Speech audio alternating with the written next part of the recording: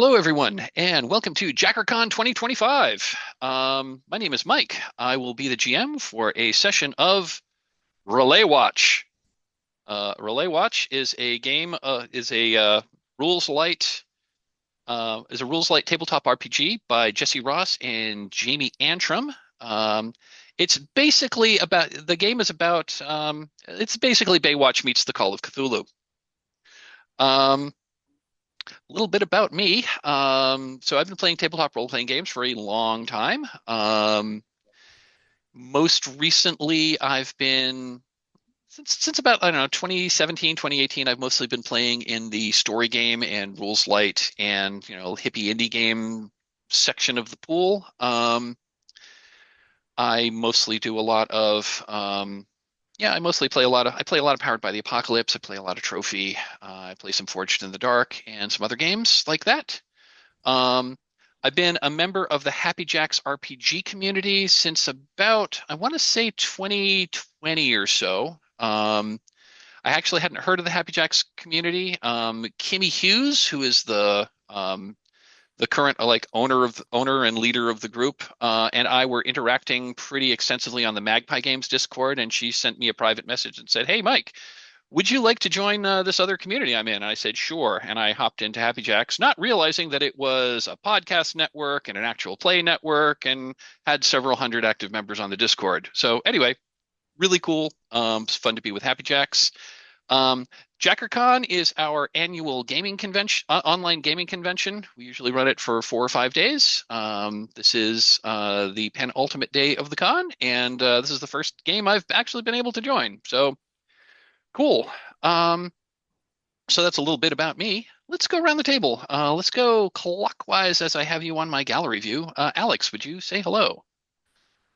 Hey everybody, I'm Alex, pronounce him.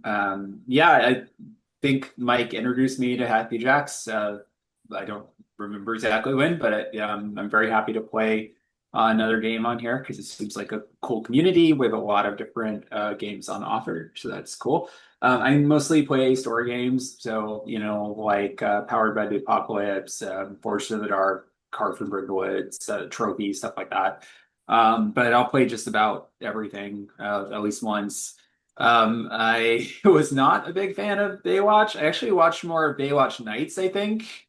The one where they had like all the vampires and stuff, and that was not a good show, but at least it was funny. So This game is definitely more Baywatch. This game definitely has more of a Baywatch Nights feel. We'll get into yeah. that when I talk a little bit more about the game. Teal, would you say hello? Hello. My name's Teal. Uh, Pronouns, whatever you want to call me. Um, and I am a very old, mostly traditional gamer from more of a simulationist background. So GURPS and stuff, and then later White Wolf, and then Shadowrun and White Wolf and Shadowrun. So I mostly that kind of game, except all the times when people make me play D&D. Um, and only more recently I've gotten into story games. Although I will say, in the old days, we made up so many rules that it's hard to actually say we were playing a specific system. So I'm much more used to, oh, let's just do this and do that. Before, OSR before it was OSR, it was just OS. Yeah. Sorry, just pulling something off my shelf. Oh yeah, back in these days. Yep. I've got I one of have, those. yep. I don't have mine anymore, but I had one and I was not the dungeon master. The dungeon master was very angry. Yes, back in those days when information was where the GM was supposed to keep all the information to themselves. Well, and we were also in high school, so we Well, couldn't that all too. afford the same things. Well, cool. Glad to have you aboard, Teal. And I'm sorry. You call me Michael. Michael. Okay, cool, cool, cool. I was going to say I don't think I can pronounce your screen name. So Michael, I am welcome. Michael. Hi. So I am an original Redbox kid. Uh, so yep, I had the Monster Manual, the Player's Handbook, all that stuff through high school. played mostly D&D, a little bit of Boot Hill, and the original Marvel superheroes game. Then took a break for a while, and then actually my son found my old D&D books, which I still had sitting on a bookshelf, and so he got into it, which then started me back on the road. So a lot of D&D, a lot of D&D. But then through him, and then he was watching Critical Role and D20, and so it just kind of blew up from there. So now we've gone from D&D to we did do some Kandala Obscura, which I really liked. That was the first kind of story game that I did, and found it super interesting. And so now I've started kind of going down that path. So I'm, we'll see. I found a lot of interesting stuff out there that I didn't know existed a year ago. So yeah, we're kind of in a new golden age of role playing games right now. I mean, D&D 5e is definitely the 500-pound gorilla, where like basically more than half of all of the money spent on role playing games is D&D, but there are literally hundreds of games out there. Many of which have their own like little design communities. There's just a plethora of games out there. So there is so much. There are so many games, and not enough time to play them all. And speaking of lots of small games that are out there, we are playing a game called Relay Watch. Relay Watch is by Jesse Ross, and who's the author of Trophy and Girl Underground, and also by Jamie Antrim, who also has games. I'm blanking on their catalog, but I like to start a new game with a discussion called CATS. CATS stands for Concept, Aim, Tone, and Subject Matter. It's a check-in at the beginning. It's an elevator pitch of the game, just to make sure that just to set some expectations and make sure that we're all actually here to play the same game. So, the concept: Relay Watch is a game about a group of lifeguards who work the beach in Sunset Hills, California. They protect swimmers from rogue waves and riptides, and also defend their city from elder gods and eldritch monsters. Basically, it's Baywatch meets the Call of Cthulhu. Aim.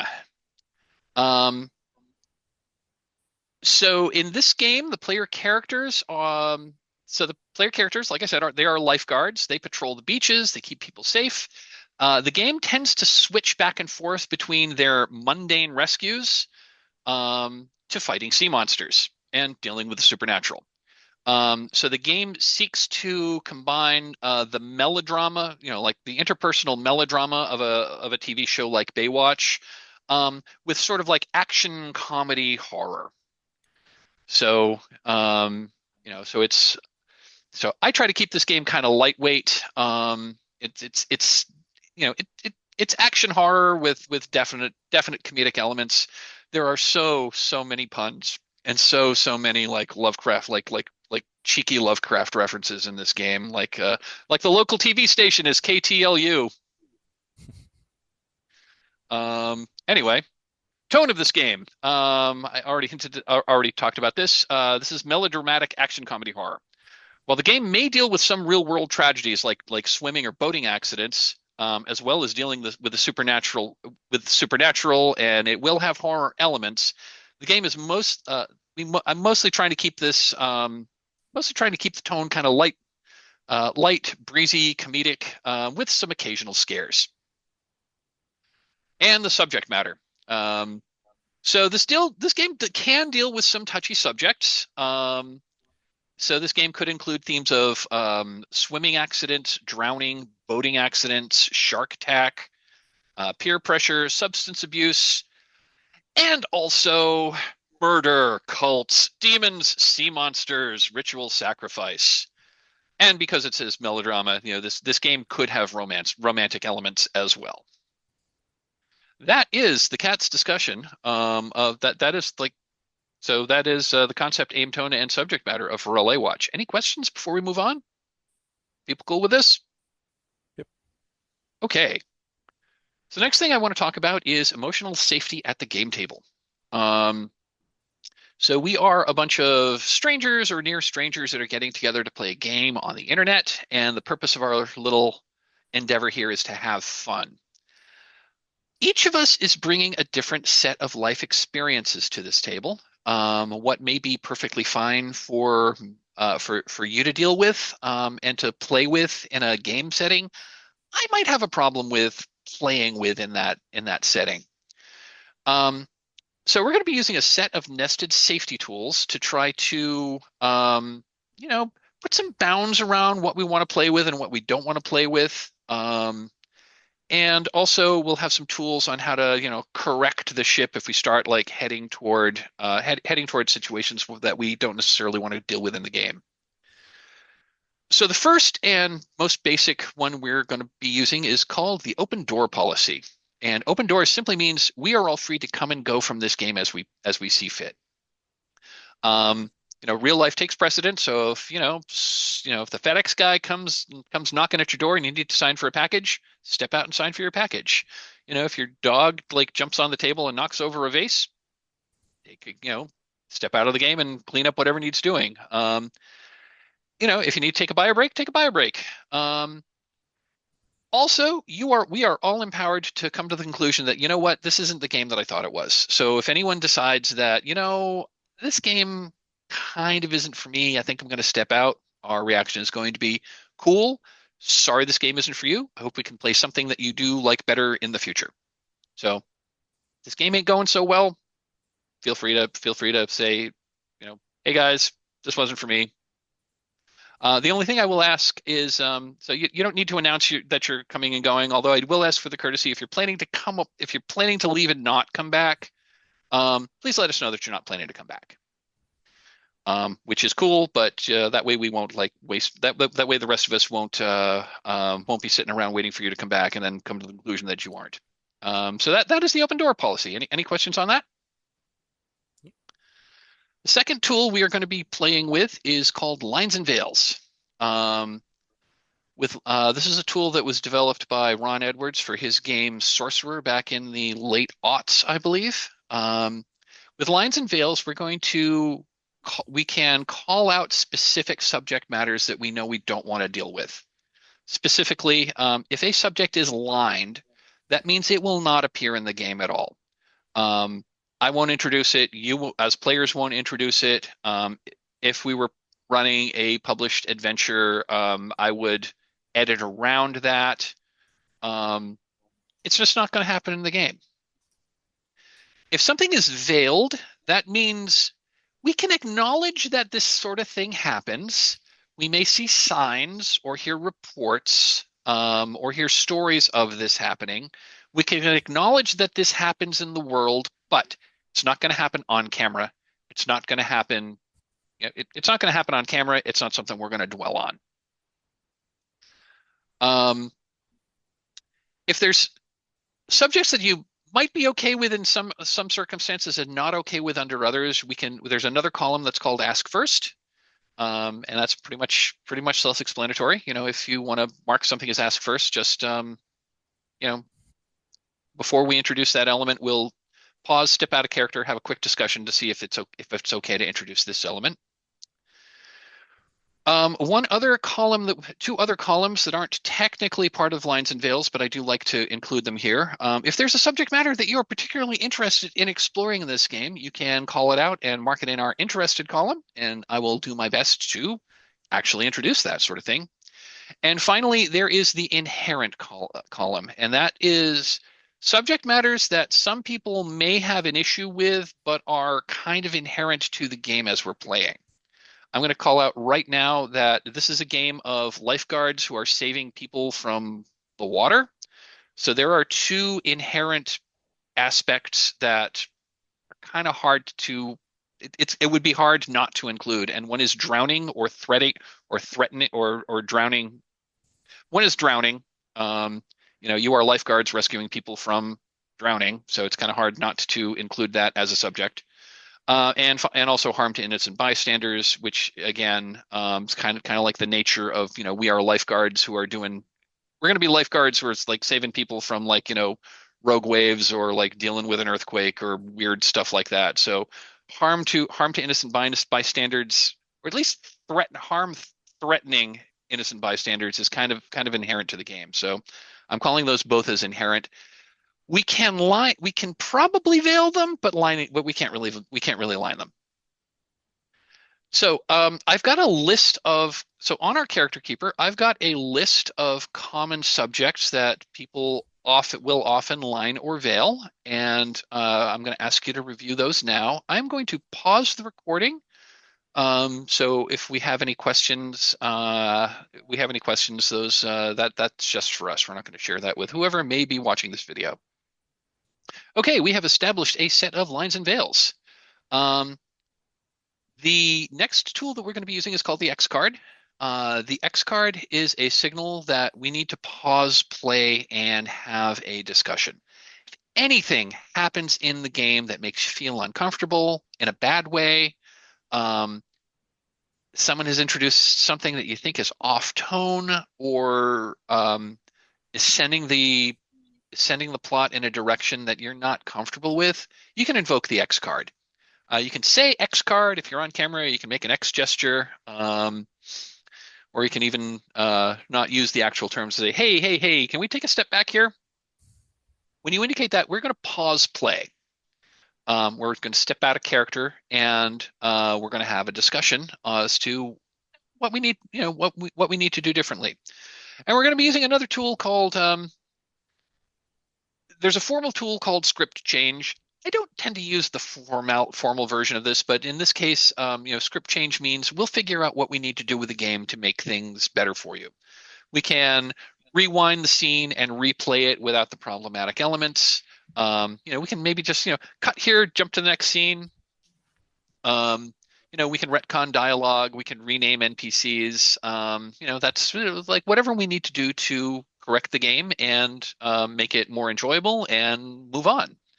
You can X card anything that makes you feel uncomfortable, whether that's, a situation that you don't want to deal with. You can X card if you realize we're heading toward a line or a veil and other people haven't noticed. I have been guilty of that.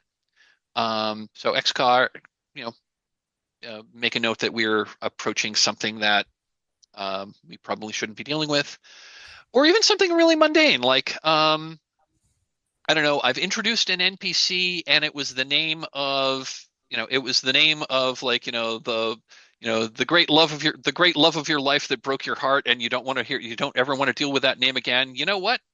We can just rename that NPC. This NPC doesn't exist and doesn't care what we call them. So yeah, that is the X card and script change. Any questions on that? Two notes I did want to say about the X card that I just thought of. One, you can use the X card to address behavior that's at the table, like if someone is consistently mispronouncing your name or misgendering you or is talking over you or is telling you how to play your character. Please invoke the X card. I as the GM will try to notice and try to intervene if that sort of like player behavior happens. But if there's something that other players are doing that's bothering you, please invoke the X card. We'll have a discussion about that. I don't expect that to be an issue here, but I do like to call it out. And finally, if there's something that came up in the game that kind of bothered you but didn't really, and you're like, well, we'll just get by this, and then it comes again, it is absolutely 100% okay to X card something that has happened in the game previously that you now no longer want to deal with. So that is absolutely fine to X card something like that. That is the X card and script change. Any questions on that? Cool. This concludes our safety talk. This isn't exactly a safety thing, but this is the time to mention it. In case something happens to me and I go away and I'm gone for 10 minutes, assume something has happened and that the game is over. Excuse me. Take the rest of your morning, afternoon, whatever time of day it is for you back. I don't expect that to happen, but every once in a while, I get an internet outage or I get a power failure, or, and there was one time that I witnessed I'm sitting like right at street level looking at the street. There was one time a couple of years ago where I was running a game and I witnessed a traffic accident right in front of the house, and I had to step out and like make a statement to the police. Hopefully that won't happen, but I can't say it's never happened. It doesn't happen very often. But if I'm gone for 10 minutes and I don't come back, assume the game is over. I will do my best to let you know what's going on. Any questions before we move on? Nope. All right. Very cool. So on our character keeper, if you want to click over to the lifeguards tab, this is our player character. Looks like Alex has already selected a column. I'm going to ask everyone to sort of like, pick a column, whatever color appeals to you. I'm going to hide the ones that we don't choose. Go ahead and stick your name and pronouns in the top, and we will go. So Relay Watch uses a game system called Tri-Cube Tales. It's very simple. This is a game that only uses 6-sided dice. And you will be rolling up to 3 of them. This is also a game where the GM never rolls the dice. All dice are player facing. It is similar to, but not exactly the same as, like, Forged in the Dark. So basically, the way Tri-Cube Tales, the way the resolution mechanic works is, so if you do something risky and failure has consequence, I will declare that this is a challenge. I will assign the challenge as either easy, difficult, easy, average, or hard. So an easy challenge, the target is 4. An average challenge, the target is 5, and a hard is a target of 6. And then you are going to gather some dice. I will tell you which of the, so characters have 3 stats: agile, brawny, or crafty. Or I should say the challenge has three stats: agile, brawny, or crafty. You are going to pick one of those that you are good at. So you're going to be gathering up to 3 dice. So take 1 die for making the attempt. Take a second die if your marked stat is the stat of the challenge. So if I say this is an agile, if I say this is an agile challenge, and your marked stat is agile, you can add your stat die.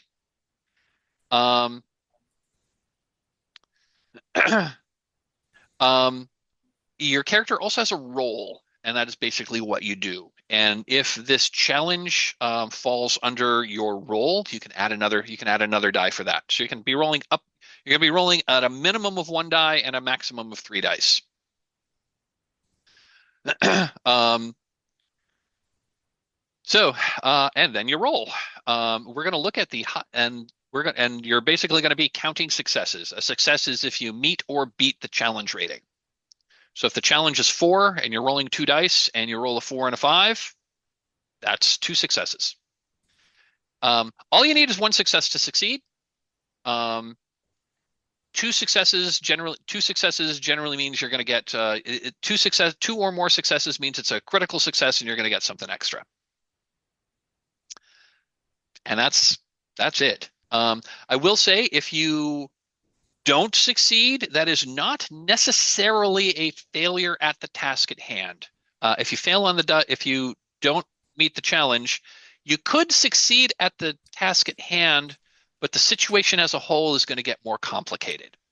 Like, for example, if you are trying to, if you're trying to bash down a door and I call for a brawny challenge and you don't roll any successes, I may still say that you have broken down the door, but I may say that, you may have broken down the door, but you may have pulled a muscle in your shoulder, or you broke down the door to find like a thug pointing a gun at you. That's the kind of complication that I may introduce. One other thing is, before you roll the die, we will have a little we will have a little discussion about what you're hoping to accomplish and what you are afraid might happen if things don't go so well. I don't necessarily have to do that, but that will inform me as to like, what you're kind of interested in happening in the scene. So we'll have a little discussion before dice are actually roll. Anytime dice hit the table, something is going to change in the narrative. You've got two resources that you can use. You have a resource called luck. You can spend one luck and invoke your perk. That is something special that you have, whether that's a thing you have or a thing you are or a thing you know how to do. If your perk, you can always spend one luck to invoke your perk. And if you can invoke your perk, that is going to lower the challenge. That's going to lower the difficulty. So if the difficulty was a 6, that's going to lower it to a 5. If the difficulty was a 5, it's going to lower it to a 4. If the difficulty was 4, it's going to lower it to a 3. So that's going to greatly increase your odds of success. Alternatively, you have another attribute called a quirk, and that is a thing that can make your life more complicated. At any time, you can choose to invoke your quirk to increase the challenge rating of the task.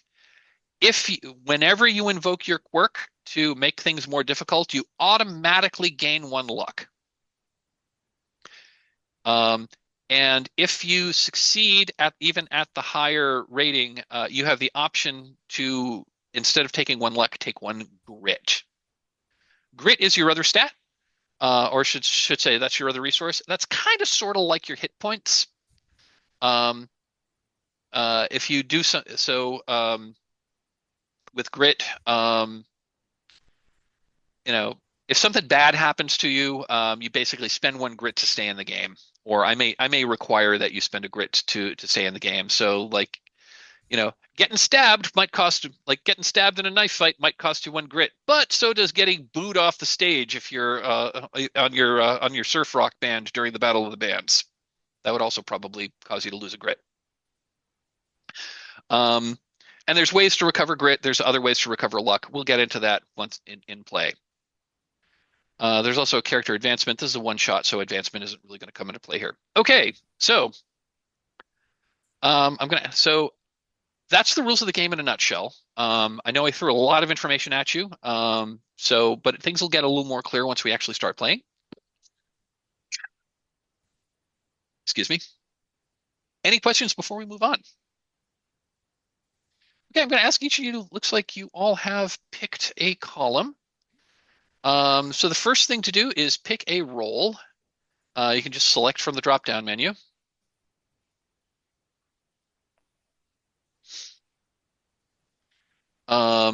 There are 6 roles, and the information will just come right up there. So again, your role comes into play in any challenge if your role, if you can tell me how your role helps you out here, you're going to get a die. You're going to get an extra die for bringing your role into play. Looks like everyone has picked their stat, and we've got 1 of each, so that's perfect. Next thing is everyone should pick a perk and a quirk. Everyone has the quirk slow motion. Anytime, and so basically you can invoke that at any time for a brief slow motion scene where the camera zooms on you and you're doing something in slow motion and you look amazing. Tell us how amazing you look to our viewers at home. But that's going to complicate things. So that is invoking a quirk. So that is going to increase that's going to increase the challenge rating. But whenever you invoke a quirk, you always get a luck bat. Okay, it looks like people have chosen perks and chosen quirks. Awesome. Okay, I think we are ready to play. And if you want to, it's certainly not necessary. If you find an image of your character that you want to pull into the character sheet, like by finding something on the internet, you can either like copy and insert it directly in, or if it's on a website, you can just in where it says image URL, you just copy and paste the URL there, and it should just grab the image and throw it in the and throw it in there. So it looks like we have a cast of characters. Looking at time. Why don't we do a brief introduction as to who our characters are and just a little bit about them. And then after character introduction, I think we will take our first break. Let's just go left to right in character keeper order. So, Michael, would you introduce us to your character? Sure. I'll be Clint Brixley. He is the mechanic who keeps all the various gear running for the lifeguards. In his spare time, he likes zooming around in his speedboat. Awesome. I'm just gonna put your name in on the Zoom call here. Flint Brody. Fit Brixley.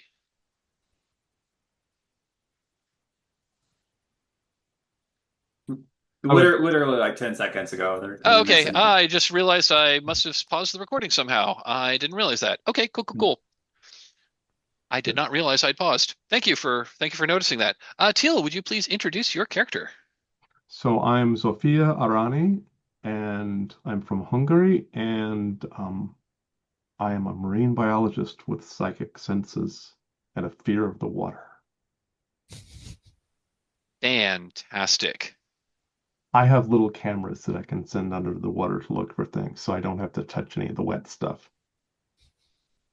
I love it. And Alex, would you introduce us to your character, please? Sure. I'm playing Marco Ortega. He is a veteran, which means he's basically been a lifeguard here at Sunset Hills as long as people can remember. He is legitimately a really good surfer, and he will let you know that because he's a show off. So he'll be like, yeah, I have this medal, it's no big deal. It was silver medal, like second best in the world. It's fine. Yeah, he's that guy. Fantastic. Okay, we've introduced our cast of characters. Let us take our first break. Why don't we take 10 minutes here? And let's come back at 5 minutes after the hour. Awesome. I will see you in 10 minutes.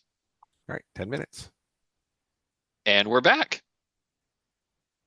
Okay. Oh, there was one thing I thought of that I wanted to talk about before we started, and I'm trying to remember what it was.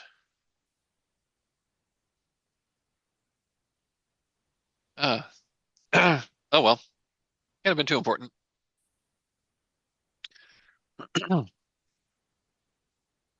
Okay. Oh yeah, that's right. So one other thing about challenges I forgot to mention, and I'll just talk about it very briefly here. And that is like some things are going to take longer than like a single check. That's called effort. So if you're trying to do something that is, like a bigger deal than just like something real quick, there's an effort tracker. So basically there's the challenge will have an effort rating. And so every time someone does something to try to overcome that bigger challenge, you still make a challenge roll. It's just that for every basically for every success, you're going to reduce the amount of remaining effort it will take to overcome the challenge by 1. So I've got a separate effort tracker. So if and when that does come up, so that's just one other way that this game deals with like larger threats. So like if you're fighting so if you're trying to overcome I don't know if like a Godzilla is coming out of the sea to eat Sunset Hills, it's not going to be a single challenge to defeat Godzilla. It's going to be an ongoing effort. Okay. So cool. I guess we are going to get started. So I am running a sample scenario which is straight out of the book. I think we should have enough time to finish it. It's not super long. So the name of the adventure is, so the name of the scenario is Yacht Shock. It is a beautiful day in late July in Sunset Hills, California. Um, the It is a Saturday. The beaches are packed. It's late in the afternoon.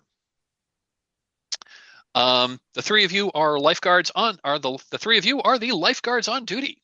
Um, so why don't we just go around and after the why don't we just go around the table as the oh, I know how we'll do this. Um, so it's the intro sequence of the Relay Watch TV show. And it's cutting into, and so we're seeing like beautiful, we're showing scenes of, we're showing beachscapes, we're showing, we see a bunch of like beautiful young people playing beach volleyball. We see some surfers on the waves. We see and we see Flint. What's in the intro sequence of the show? What do we see Flint doing?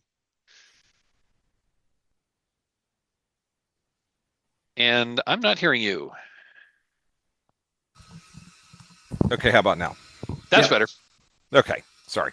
No, so Flint is by the lifeguard tower, and it zooms in on him as he's doing some kind of mechanical repair to an ATV, and then he jumps on the ATV and goes speeding down the beach. Awesome. And there's a and there's a cut that's just kind of like looking there's a cut in the intro that's looking like just looking ominously just at the beach and at the just ominously over the waves as things come in, as the intro music just takes a little bit of a minor turn just to indicate that, well, this isn't Baywatch, this is Relay Watch. But then it cuts back, and how does it show? So what does Zafia show? What does it show Zafia doing? So Sophia basically walks up to the building with a notebook. She's got all sorts of um, gear, like recording gear, cameras. She's basically just draped with gear. She looks completely bemused, and she knocks at the door to the lifeguards, like locker area and everything. And then she just looks back at the camera, brushes her hair from her face, and then enters. Love it. Yeah, we see a little more. We see like I think we see like I think we see I think we see the three of you on Flint's speedboat, like bouncing, like going at breakneck speeds over the waves. We cut back, we see kind of like a helicopter shot looking down at the beach, and then we cut back to Marco. What do we see Marco in the intro sequence? I think from beneath the helicopter, you see Marco, and he's like out on the water with his surfboard, and he's headed towards this gnarly looking wave that is about to barrel into a tube. And then there's some gasp on the beach as they see like it's about to be a closeout, so the end's gonna break. And they're like, "There's no way he's gonna make it." And he disappears for a second into the tube, and then at the last second makes it out the other side. And there's just like people cheering, and he shoots them an award-winning thumbs up. Love it. Okay. Um, so the episode begins. So it is late after it is it's like I said, it's late afternoon, Saturday in July. It's a gorgeous day at the beach. There's a lot of swimmers at the beach. Although it is late in the day, things are, and some people have started to leave, but it's there's still many hours of sunlight left, so it's still pretty crowded. Um, so you know, things seem pretty calm right now, and so what are each of you doing? Um, protecting the swimmers from the beach here, or on the beach here. Um, let's go back. Let's just yeah, Marco, what are you doing? Yeah, I think he's, finally coming from the water because he doesn't want to get all pruny and everything. And we see him coming out and he like never wears a shirt. So you see his tattoos that are like life's a beach and salt life. He he's like just talking to some of the kids on the beach who are making sandcastles. It's like, hey, kid, I know we're all having good fun, but just because it's overcast now, still gotta wear sunscreen. Skin cancer is no joke, okay? And like stuff like that, as he heads back to the lifeguard HQ. Awesome. What's Sophia doing? So Sophia is getting ready. She's getting some gear moved into a small powerboat that somebody else is driving, and basically just checking her things, and she's muttering.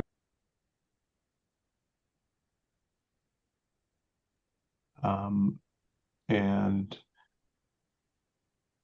the driver of the powerboat asks, you know, what's your problem? And she's like, well, I keep having bad dreams every night, bad dreams. Leave me alone. I have to look for fish. Love it. And Flint, what are you doing? What are you doing, like, on duty as a lifeguard? So cruising the beach on the ATV, uh, stopping, checking, looking out on the water, coming up on Sophia in the powerboat.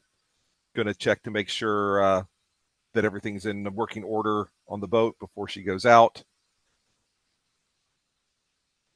Okay.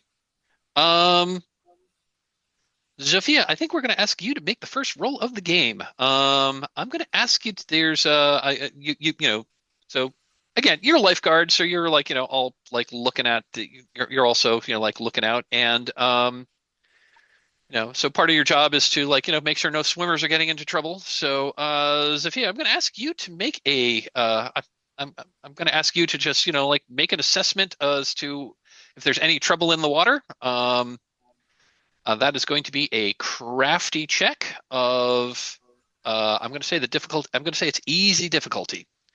Okay. Now, I'm going to switch over briefly. We're using a dice roller called Witch Dice, which has become my fast favorite online dice roller. It's a little non-intuitive, so let me just do a quick screen share just to show you how to use this. Where is my share screen button? Don't you love it when they change the interface a little? Okay, here we are. Oops, that was the wrong screen. Yeah, we've got it. There. That was the wrong screen. Hold on a Yep, sec. Mike, it's Yeah, not the wrong screen. it's not the wrong screen. Oh, okay. Ah, yes. Okay, Witch Dice. Here we are. With Witch Dice, go ahead and put your name in where it says name. So this is a roll and count. So we're just using D6s. So when you want to, so basically you'll put together, you like click the number of six-sided dice that you want. Down here, we're going to be counting, not totaling, and count the dice that roll. And I said this is an easy difficulty, so that's going to be that's going to be a difficulty rating of 4. So, for example, if I was going to be rolling, so I'm just going to do a sample roll, and then you click this thing, and so it's going to tell me how many successes I got. So it's counting the number of dice that rolled 4 or more. So pretty simple, pretty straightforward, but not necessary. But it's just wanted to make sure people know how to use the dice roller. Yeah, I have And questions. stopping sharing. There we are. So, Sophia, I'm going to ask you to make a crafty roll so that you are searching for trouble on the beach. Right. And so I've got one for craft. You get one for doing the thing. Yeah, one for doing This is a crafty roll. and I get So one for that. yeah, one for that. And does your role as a will your role as a weirdo come into play here? I believe so because the beach is full of strange things, especially under the water, which is dangerous. Sure, I'll let you take a die I'll let you take a die for that. So why don't you go ahead and roll 3 dice? We're looking to count 4 or better. Let's see. There we go. We got 2 successes, so that is a critical success. So looking out in the water, you see a God, what was his name again? You see someone who's like who's swum out past the buoy marker that indicates like where the swimming area is. This person's gone past that, and looks like a big guy, and I think you might know who it is.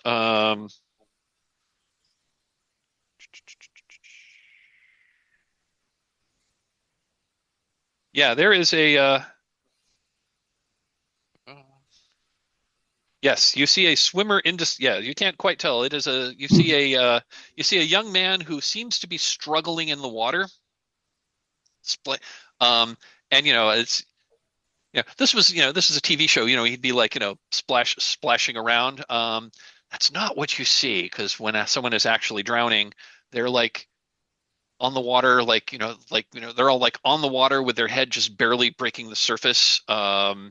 Like clearly there's someone who's clearly in a lot of distress out there, and he's pretty far out. He's like a good 10, 20 yards past the area that swimmers are supposed to be in. What do you Right. do? So we're in the boat, right? I'm going to say, you have established that you are in a boat. Right. With now is Marco with us? Because I know Flint's in the boat. I'm going to say whoever wants to be here can be here. Yeah, I can be sure. If we're like patrolling the I mean, beach. alternatively, I can say that alternatively, if you wanted to be somewhere else and take your surfboard in, you could also see that, especially if because you all have walkie-talkies, especially if Zofia calls you in. Yeah, so maybe the two of you are on the boat, but if you walkie-talkie Marco, he would look over. Okay. Oh, Marco, once again, somebody has swum into the chum zone. They are trying to attract the deep fish. We will head that way in just a moment. But if you could go do the golden beautiful thing and bring him back. Yeah, like Marco should definitely wait for Flint with the boat, but he sees that there are people with cameras on the beach, so he like pulls off his aviators dramatically, jumps off the lifeguard chair, and just like runs and dives into the water to like swim out and save the drowning person. Awesome. And the rest of you with the boat. I'm going to say that you're with Sophia and Flint. Are you also taking the boat out there? Oh yeah, absolutely driving the boat out there. Awesome. I don't think we don't need any rolls to get to the we don't need a roll to get to the swimmer in trouble. I am going to say that I'm just going to say that Marco, you were closer, so if you're like swimming out on your surfboard, I'm going to say you probably get there first as the as the boat, like, because you don't want to send the boat like straight through the swimming area because that's dangerous. So you have to like even though you're in a boat, even though you're in a power boat, you have to like take the long way around to get there. Yeah, you got to pay attention to there's manatee signs and wake. You got to like ride slow. There are no manatees in California, but there could be sea lions. Unless it's one of those shows where they say it's California, but they actually shoot somewhere else. But never mind. So I'm riding up. Lions. Yeah, I'm there saying, "Sir, do you need any assistance?" I think he's trying to save face here, but he is clearly in a lot of trouble. You know this guy. This guy is this is Cliff Johnson. he is the star. He is the star quarterback of the. He's a star quarterback of the Sunset Hills High School football team. Oh yeah, Clint and I go way back. We probably have Milkalo lights occasionally at the bar and stuff. So he's well, I mean, he's like, I mean, he's a high school student, so he wouldn't be in the bar, but Oh, never mind. Let's reverse that. No, like I probably have mentored him a little bit, Sure. or at least Marco thinks he's like a mentor. So he's like, Clint, grab my hand, bro.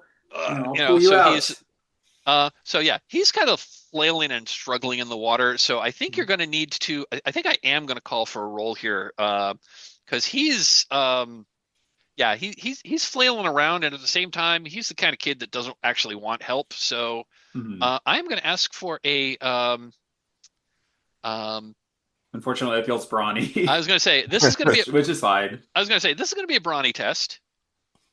Okay. It's going to be a brawny challenge, and I think it's going to be I think it's going to be a medium challenge. So it's going to say the challenge rating is going to be 5. So you get one for doing it. You don't get a die for your stat because it's going to be a brawny check, and your stat is agile. I think I'm gonna spend a luck though, because Okay. Marco is calm under pressure. It literally says whether rescuing a drowning surfer, Yep. right? So Absolutely. he's done this plenty of times. He knows how to, like, when people are panicking, how to, like, hey, Awesome. hey, cool, I got this under control. Don't worry about it. Okay, so you're spending a luck to invoke your perk of cool. So that reduces the difficulty. That by reduces the 1. challenge rating to a 4. And does your role come into play here as the veteran? Again, I think so. This is not the first time he's rescued a drowning surfer. Absolutely. So you're going to roll 2 dice. You're looking for a 4. I got 1-6. Okay. Tell us how you're able to calm him down enough and stop him from drowning. I think it's not even so much that. Like, he's still flailing around and like, I can't swim. So Marco just kind of sighs and he takes the safety rope from the surfboard, like loops it kind of around Quent's arm and ties it, and then he kind of surfs towards the boat, dragging Quent along. So he's raised out of the water a little bit. Got it. So you're kind of like using your surfboard as like a flotation device. I'm using the momentum. Yeah. Got it. Okay. Yeah, I think it's at this time that Flint's boat comes around. Again, I don't think since Marco has everything under control. Flint, why don't you tell us how you're able to get Clint here onto the just go ahead and narrate how you get him into the boat and get him back to shore. Sure. So I'm a very cautious driver. All right. The boat's nice. I don't want to mess it up. So kind of ease. So we come around the swim area and we ease in, cut the engine, kind of drift, ride the waves as we get close. Then I'll give Sophia the wheel and then lean over the side and just grab Clint and just haul him up into the boat. Fantastic. So as you get you're like basically heading back to, because I mean it's a speedboat. You can hold on, like, we can't do that. Sophia's like, now that we have the chum out of the water, I need to see if any of the deep ones have responded. So she tosses over some microphones and then she just closes her eyes and touches her forehead. And so I want to roll to see if there are any disturbances in the depths. Any disturbances in the depths? Okay, absolutely. I have that's gonna be a crafty roll, and I think that's gonna be hard. Okay. And I have so you get one for doing it. Crafty is your marked skills, so you got one for that. And I have psychic sense. And does your role as a weirdo come into play? I think hell yeah. Well, also my perk is psychic senses. So. Oh, okay. If you want to invoke your psychic sense, you need to spend 1 luck, and that's going to reduce the challenge rating by 1 to a 5. Actually, yeah, I'll go ahead and do that. Okay. So 1, 2. Oops. No. So, Subtract. so you want to so you want to spend 1 luck, so drop your current down to 2. Okay. Yeah. Do. And that'll Like be that. 3 dice. You're looking for a 5. 2, 8, 5, 56. Okay. Oh, There got we go. one. Okay. Ooh. You do hear you do hear some strange underwater noises that seem to indicate that there's something weird, and there's something weird among the you know the you know the you know the strange under quote marine life unquote that lives near here. And I'm going to say you look out over the waves, and you actually see a plume of smoke on the water that is just starting, like you're just starting to see a bit of a plume of smoke on the water. Maybe half mile out. It's coming from a larger like boat. Looks expensive. You might call that a yacht.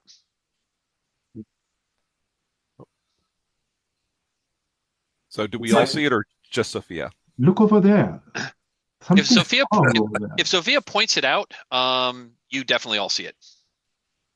probably some out of towners got into some little bit of trouble out there.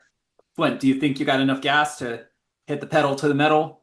Yeah, we can get out there. Hop in.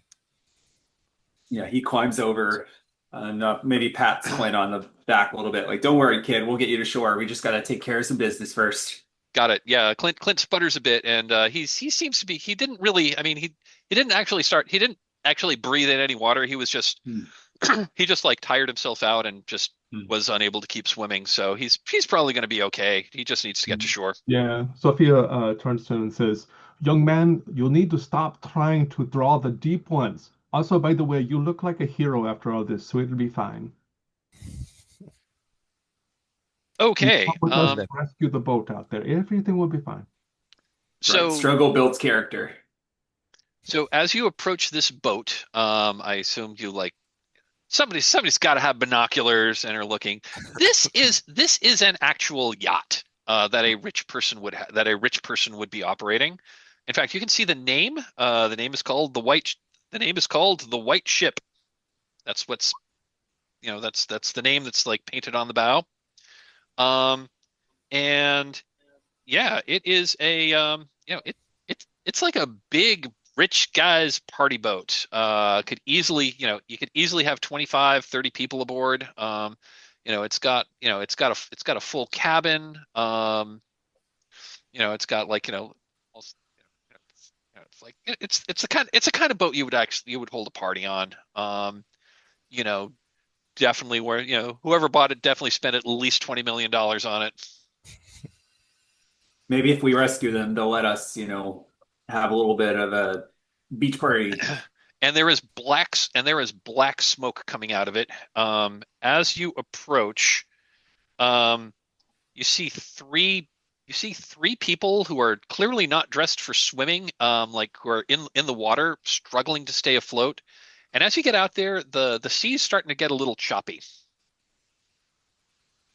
So Sophia will so have a life ring in each arm, ready to toss to them. Okay. Yeah, I was going to say there's three people in the water. There's three of you. So Sophia, you're going to try to save one with a life preserver. Awesome. all right. I'll try to get the boat close and see if I can just pull somebody just right out of the water. Fantastic. Um, let's do that. You haven't rolled yet, so let's do that. Let's do that first. All right. So yeah, you can clearly steer your boat close to one of the victims who's struggling in the water, that's going to be a brawny check to pull them out of the water. Yep. So you get 1 die for doing it, for doing the thing. You get 1 die if your stat comes into play, and it does. And this is going to be a difficulty 5 to haul them aboard. And does your roll come into play here? Probably not. I'm a mechanic. I do weird science. Okay. So that is cool. So it's going to be 2 dice. You're looking for a 5. Do you want to, if you want to spend a luck, to bring a perk into play, you could certainly do that. That would lower the difficulty rating to a 4. Let's do that. Okay. Spending luck to bring your speedboat into play because you are an expert at maneuvering your speedboat, and that's definitely going to help you here. So it's going to be 2 dice. You're looking for a 4. For a 4. Got 1. Okay, that is a success. Tell us. So this is a middle-aged woman who's wearing like a party dress. Tell us how you pull her aboard.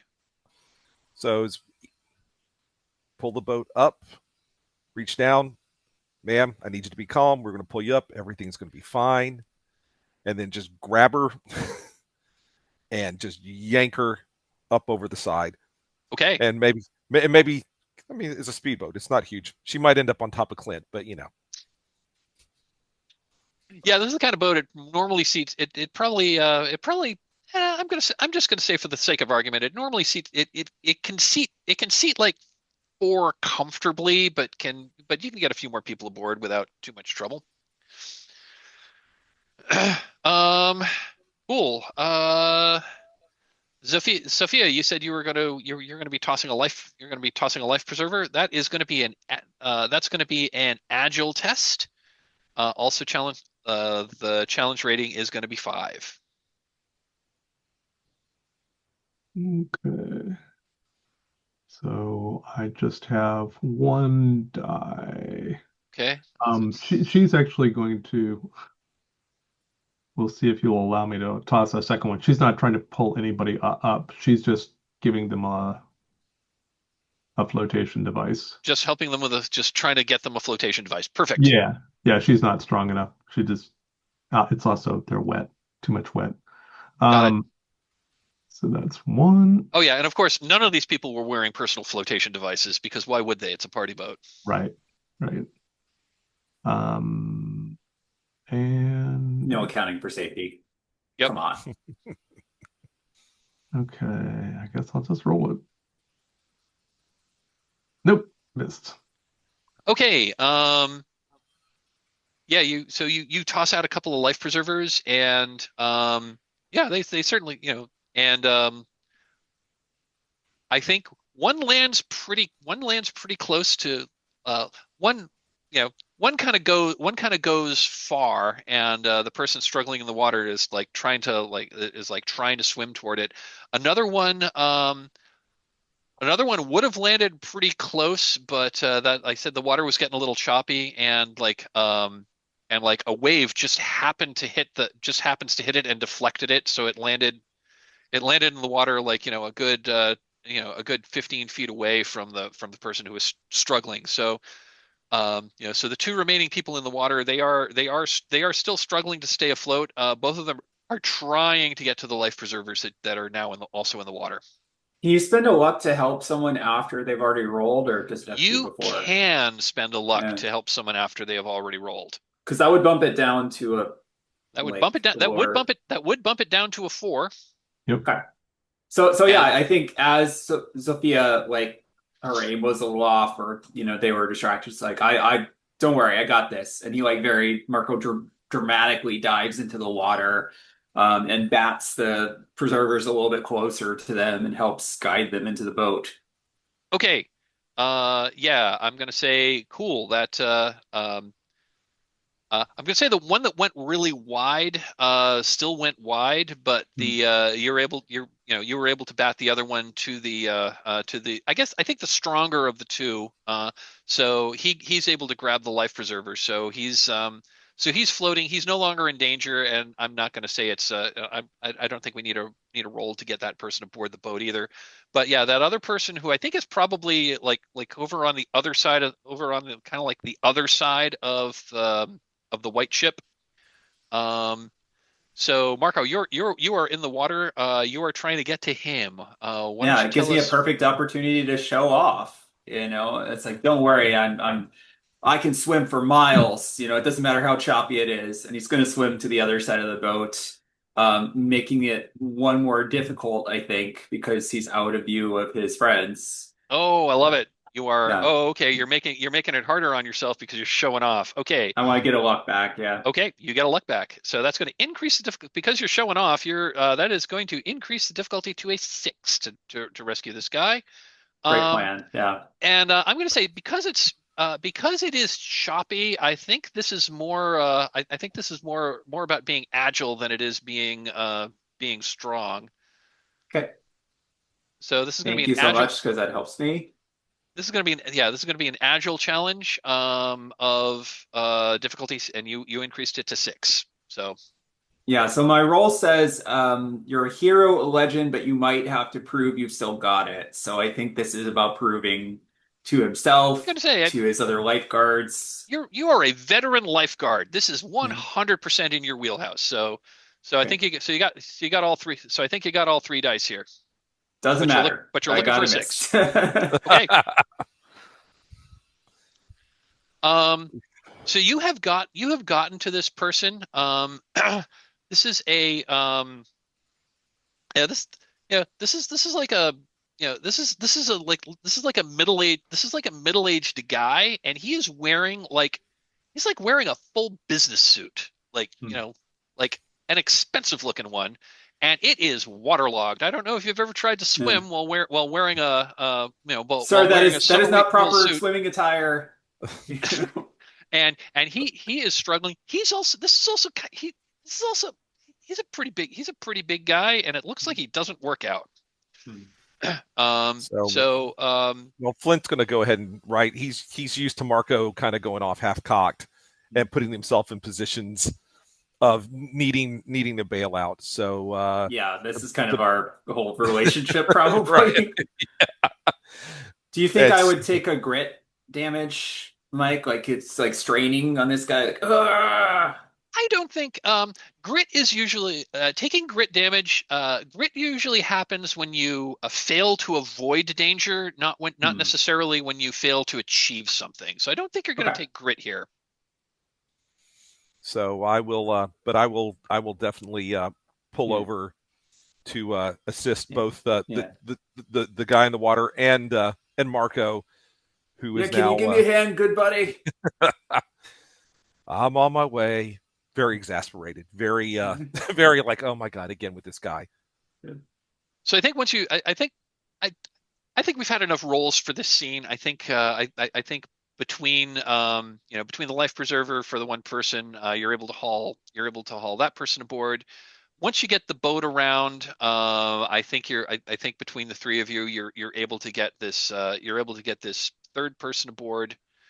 So you've got a lot of passengers on your boat right now. So they are all out of the water. Take a quick look here. Good thing the boss is not here because we're definitely over the weight capacity of this vehicle. We're So Flint is deeply concerned about the weight limit. Hmm. I mean, we're just gonna say this. We're gonna say your boat is easily big enough to pick up all these people. But the other thing is, even though there's clearly a fire aboard the white ship, like techno music, like dance music. I'm sorry, it's not techno music. It's like classic rock, danceable classic rock is coming out of the speakers on the main that are from the white ship. But there's clearly a fire that's coming, and the smoke is coming out of like the engine compartment. What do Flint's a mechanic, right? I'm absolutely getting on that button and we're going to fix it. Yeah.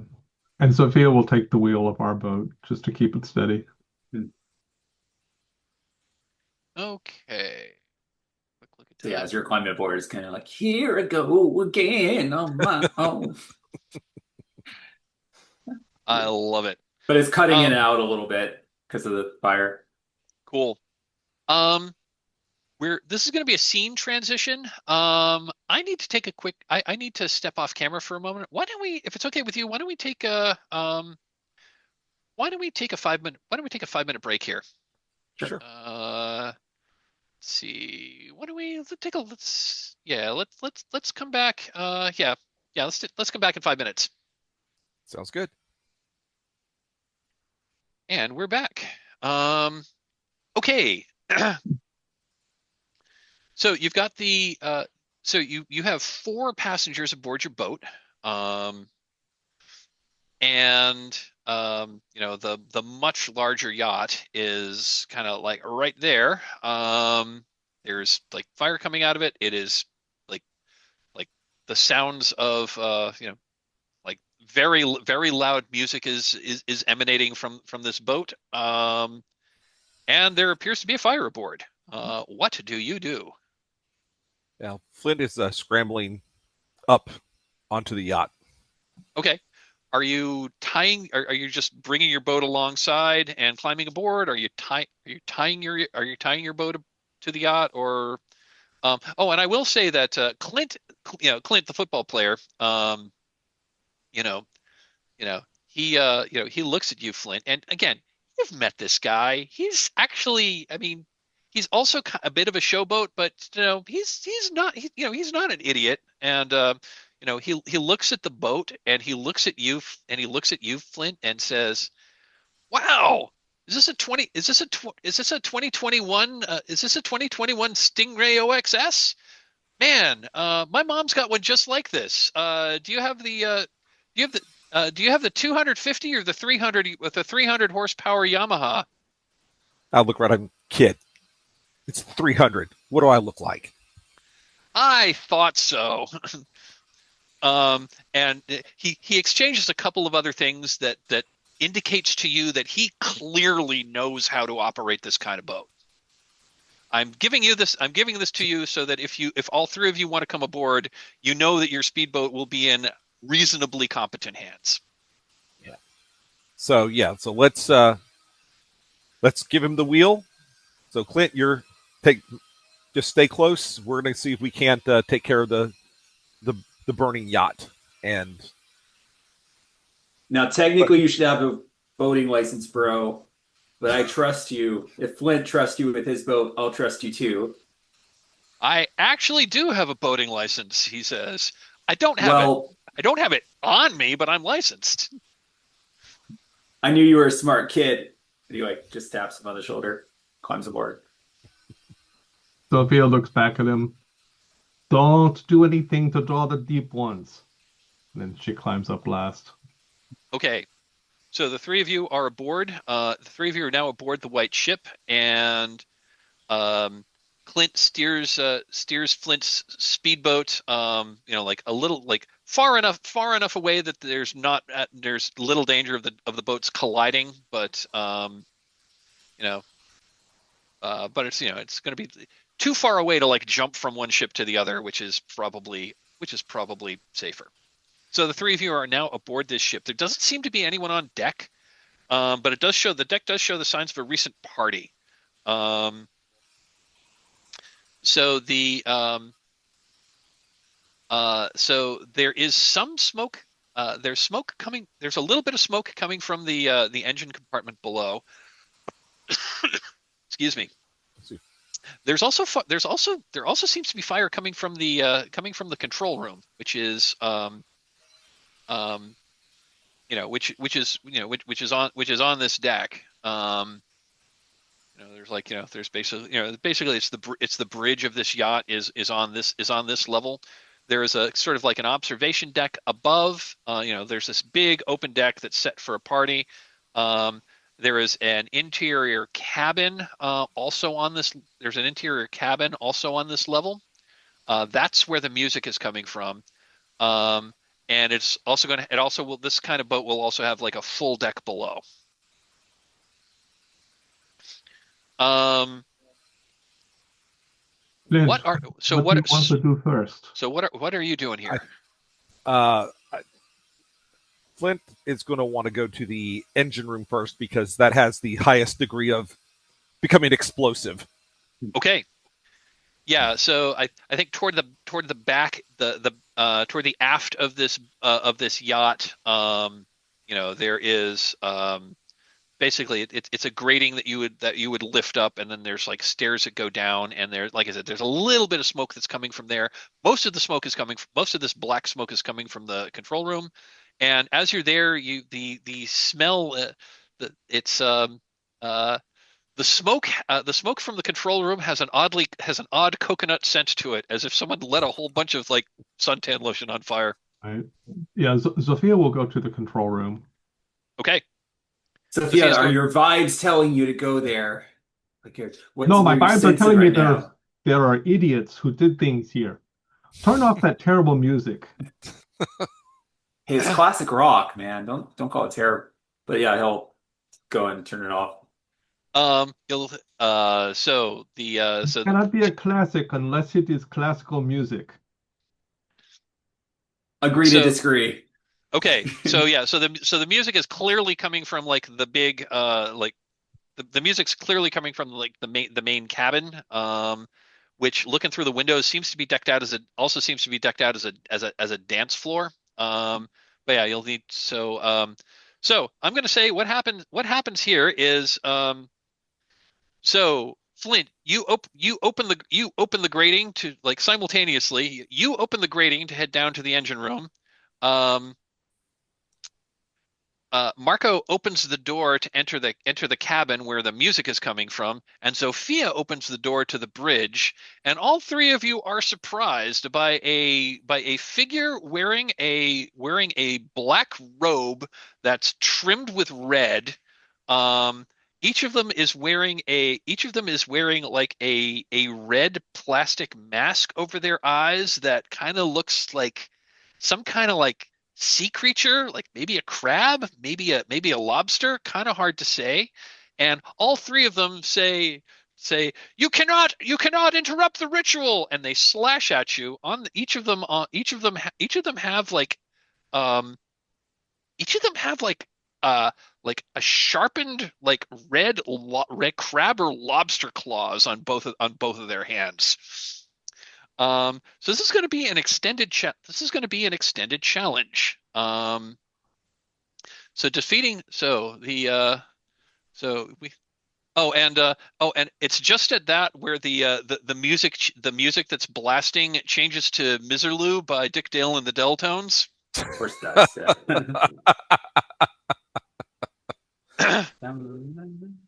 Do do do do do do do do do. Anyway, so this is Rock Lobster cultists.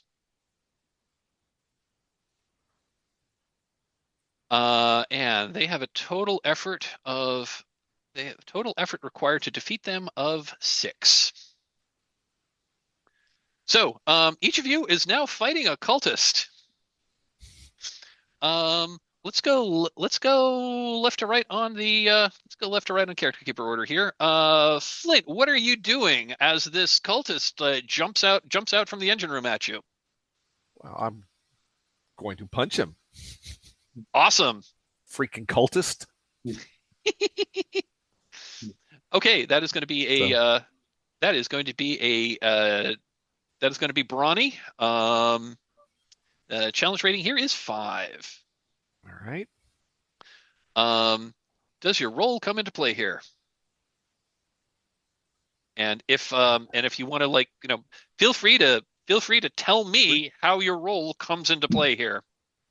So, well, I mean, he's a mechanic, right? He's a rough and tumble guy, right? He's a grease monkey. I was going to say, I'm a mechanic, so I always have my big ass wrench. Big ass wrench, exactly. I'm tooled up. Okay, you're gonna hit the cultist with your big ass wrench. This Yeah, let's wrench. go ahead. Yes.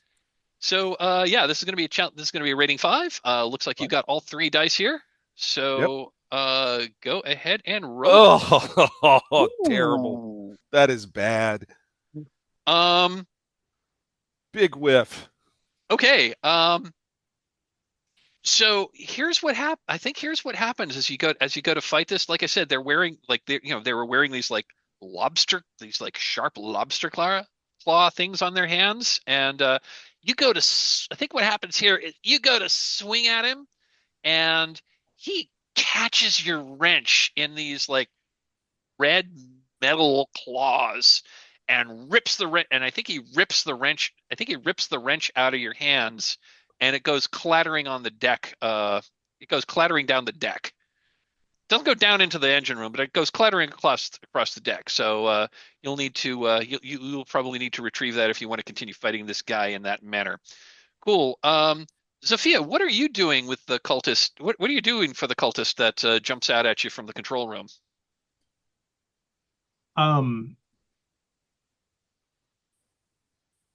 she steps back, horrified, as he comes lunging at her, and she says, "I was expecting trouble, but not bad fashion sense." And as she sort of pulls him towards her with her, retreating nature, and then as they lunge, she slams the door on their arm. Okay, got it. Yeah, I think that is going to be a I think that is going to be a brawny check. Also difficulty 5. Okay. And So you get one for doing the thing. Can you pull your weirdo roll into this in some manner or other? oh, she knew it was going to be weird.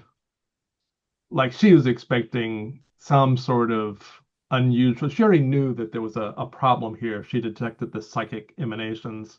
She just didn't expect somebody to be poorly dressed. Um, so I believe she was somewhat prepared for this, just not the I, bad visuals. I'm going to put you on the spot. How was being a weirdo? How did that help you prepare for Oh, cultists? she knew she was walking into trouble. She just expected the trouble would be more like she was expecting maybe an actual like alien creature or something like that, not somebody in tacky Got it. Okay, costume. so you were expecting a deep one or like the creature from the Black Lagoon, and Yes, instead you got a guy who's wearing instead you got this guy who's wearing like a getup he got from like Spirit Halloween. exactly. Yeah, she's offended, quite offended actually. Love it. Okay, that'll be 2 dice, Okay. and we're looking for a 5. Yeah. Okay. Um, Unless you want to try to unless you want to try to bring a quirk into play here, you could certainly try to do that since maybe you knew what was coming. she's gonna hold off because it's her sense that there's more trouble in the future. Okay.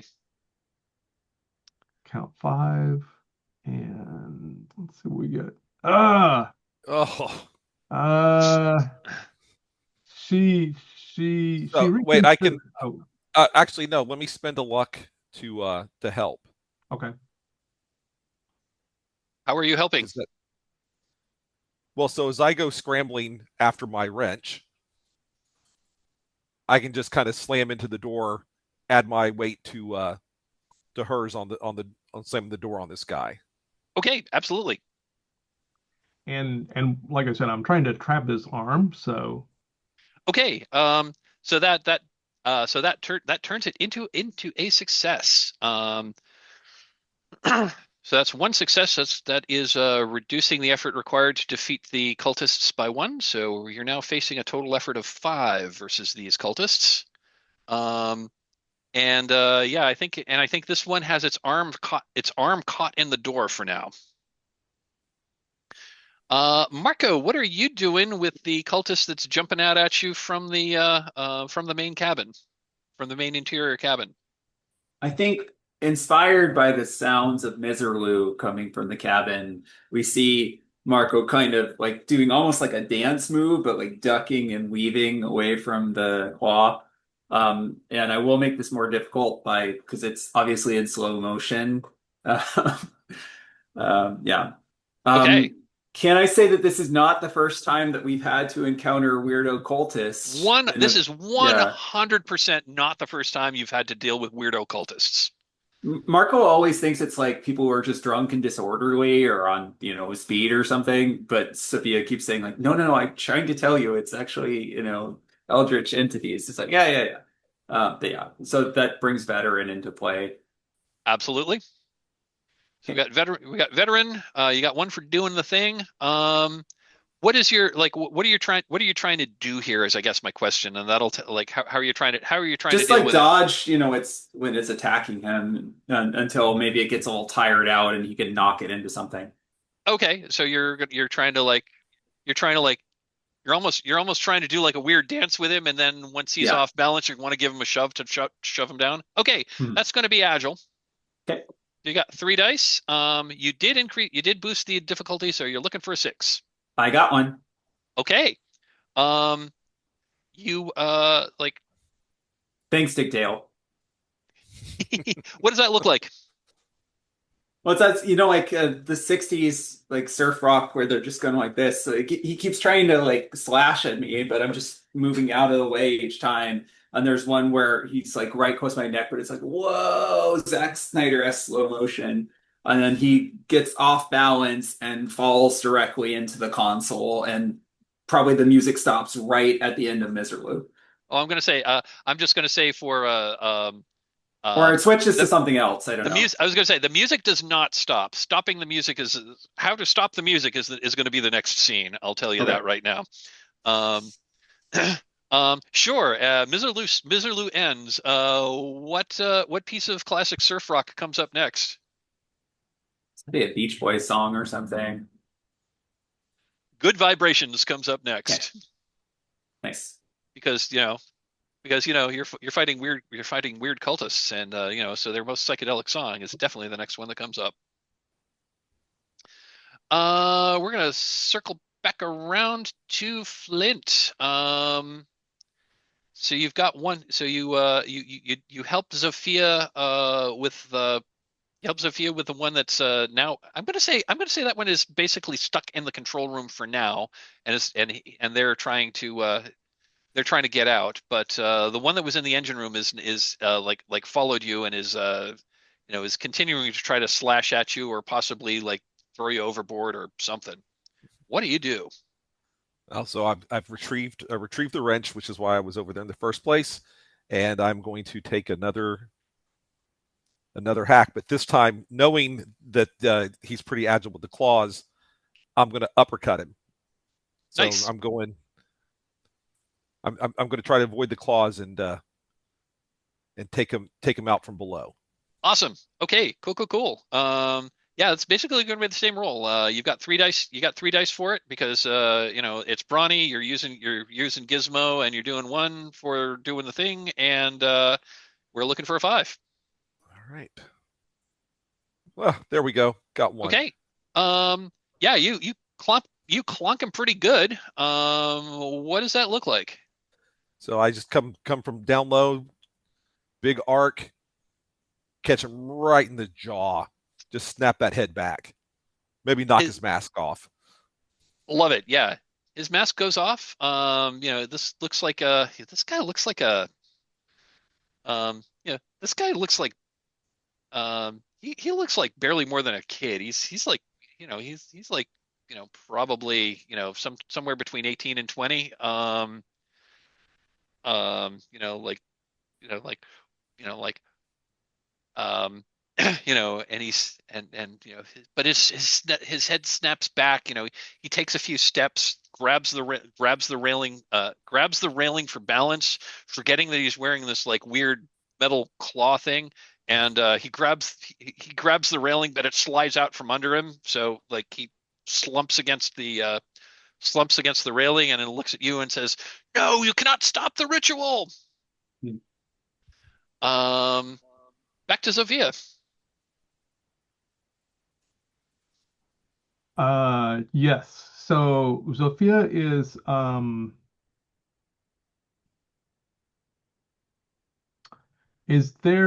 are there any bars or handrails or anything in this area to help people get, into the cabin? Um, I mean, so there's a railing around the entire, there's a railing around the entire deck of the ship. Yeah.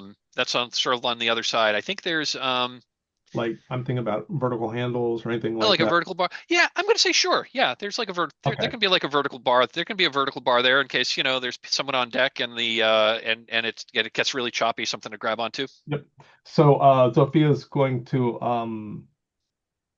uh she's going to say, sorry, one moment, and she's going to yank the guy forward, and then she's going to zip tie him to the railing,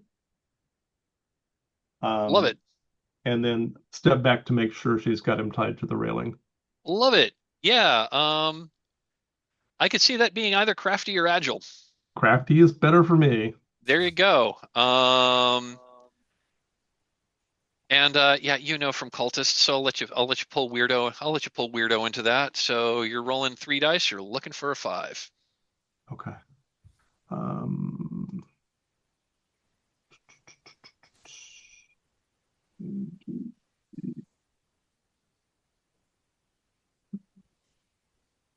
yes. And we got one. Okay, you have I'm gonna say you have indeed you have zip tied a cultist to the railing. I'm gonna say, just for the sake of argument, you also pull off her mask and pull off those crab claws.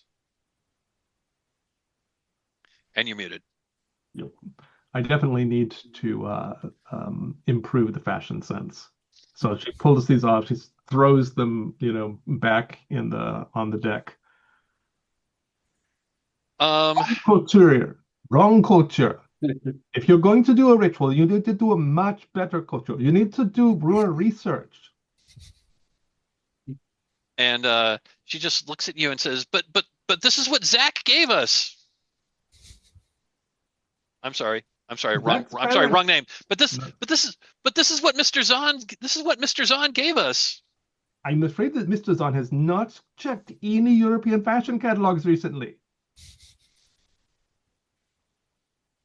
Marco, I think there's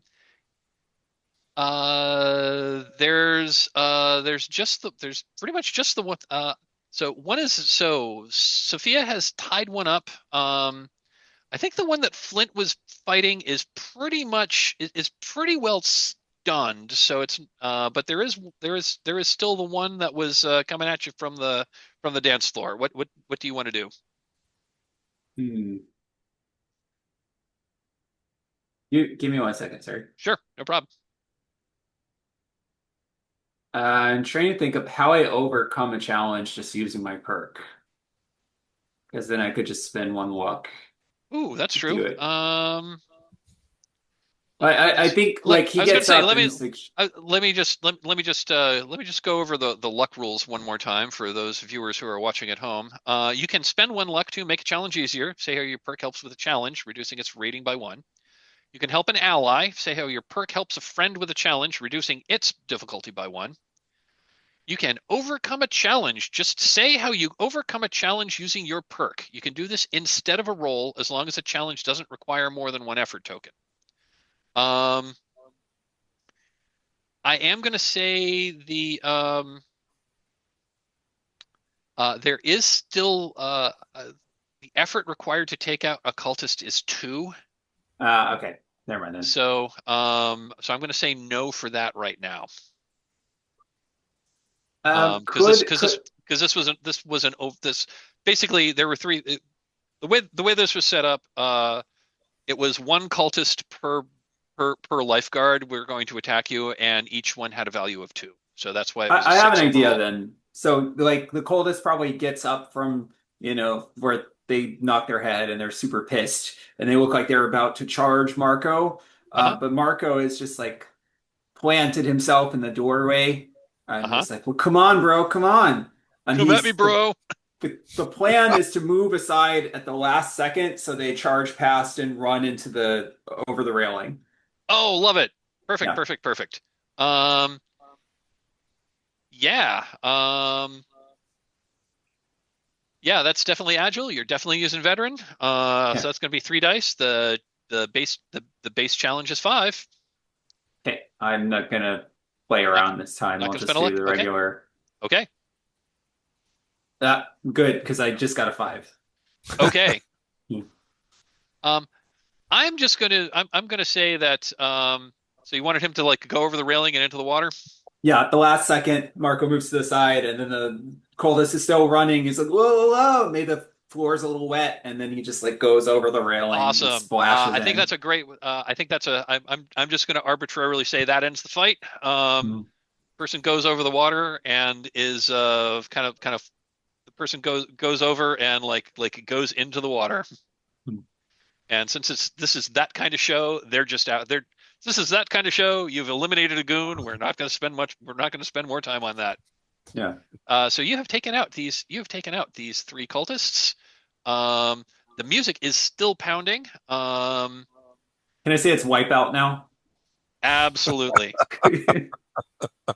Um, and I think as as Good Vibrations ends, there's a bit of a pause before Wipeout comes on, and you can hear this. You can hear the sound of you can hear the distant cry for help coming from like the main cabin that's currently decked out as a dance floor.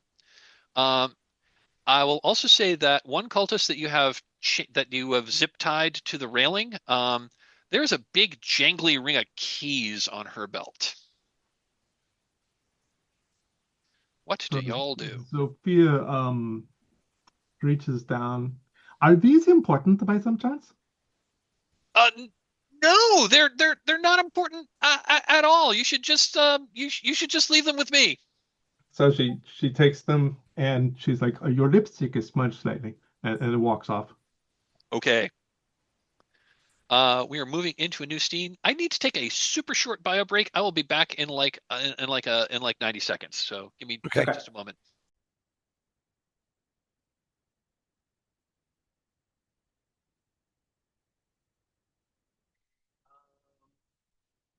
So, sounds like Sophia has that ring of keys. You did briefly hear some. Mike, Yeah.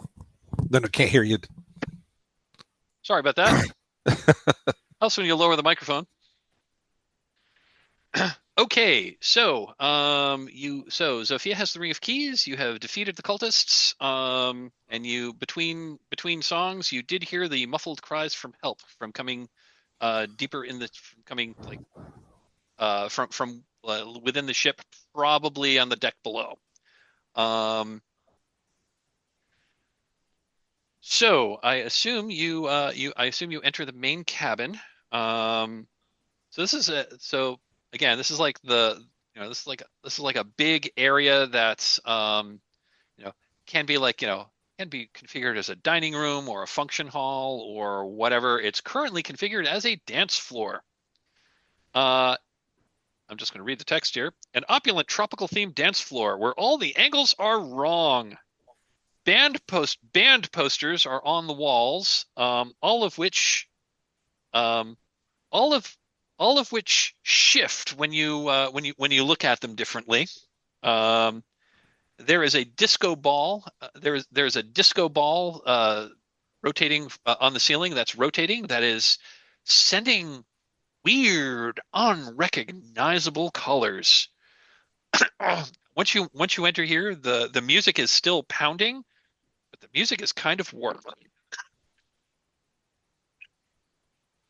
Excuse me. Um,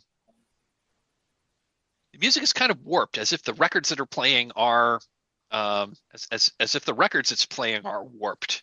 Um, so the dramatic question for this scene is: Can you get through? Can you get through the dance floor uh, without becoming too shaken? So, so you enter through one door. You've got to get across the dance floor to a. You've got to go across the dance floor There's kind of like an open doorway with a stairway going down. Next to that is uh, sort of like the DJ station.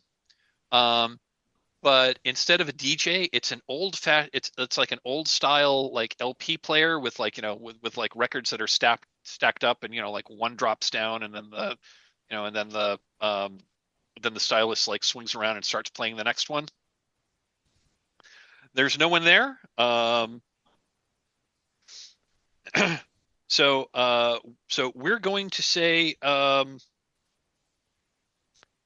just going to read the rules for how this room works. So getting across the room requires a difficult crafty challenge. On a failure, something weird happens to you.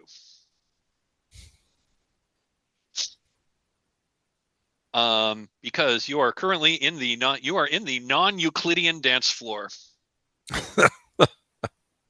Don't worry, Sophia. I got this. Just pay attention to my dance moves. It'll help you keep grounded on reality until you can get to the DJ booth. Just starts boogieing down. Okay. So this is going to be a crafty challenge. I'm actually just helping Sophia, basically. Oh, you're helping out Sophia. Okay, cool, yeah, cool. because I'm like, if I'm the center of attention, then she's not paying attention to all the non-Euclidean stuff. So I love I'll it. spend a luck to help you out. You will spend a luck to help out Sophia. Okay, so Sophia, It's all about staying cool, Daddy-O. I love it. So that is going to lower the difficulty rating for Sophia to a 5. It is a crafty challenge, so you've got 2 dice, and I'm not even going to ask. You're weird, you've seen this kind of non-Euclidean space before, and you know how to go through it. So your weirdo absolutely comes into play. So tell us how you're trying to navigate this strange, shifting, dimensionally weird non-Euclidean space to get to the record player and the doorway to the other side. So what Sophia is going to do is she can look back and use Marco as her anchor, right? Because he's doing the thing. Honestly, she finds it confusing, but she uses him as her anchor. But what she does is she takes out one of her things of lipstick, and she uses her she's got a sonar, portable sonar sensor, and she basically turns backwards away from the music and starts backing up, watching Marco. And then as she finds the path and she's looking at her sonar, every time she finds a stable point, she's going to mark a little dot on the floor with her lipstick. So she is going to try and back her way across the pathway, leaving footsteps, leaving marks for the other lifeguards to follow. I love it. She bumps up into whatever she bumps up into. If she can, she will try and turn off the music, but I suspect that that's not likely at this point. Okay. So you have to get across the room to get to the record player to turn the record player off. So Okay. let's and then successfully turning that off is also a let's see, 6. Yeah. That'll be another action. Right, and it may be that our mechanic can take care of that. Flint can deal with that. So okay. Yeah, so I've got 3 dice, and what's my target number? So this is a crafty check. The target number is 6. If you wanted to bring your psychic sense into play, that would lower it to a 5. Well, I'm helping too, so Marco's helping. Marco's also helping. So, but I'll lower it to a 4. That would lower it to a 4. I will lower it to a 4 with 3 dice because this is important. And I will drop my luck by 1. Okay. 3 dice, looking for a 4. Yep, come on. Yes. Oh, Two two. successes. Nice. Two successes. I am going to say that, okay, so I'm going to say that your markings on the floor, that's going to be just a permanent help to your companions. So that is simply going to that's going to lower their challenge rating. That's basically going to lower the challenge rating for them. And you are at the door. You're also next to the DJ station. Now that you're at the door, even though this like warped version of Wipeout is coming, you can definitely hear the sounds of people calling for help, and another voice telling them to shut up is coming from down the stairs.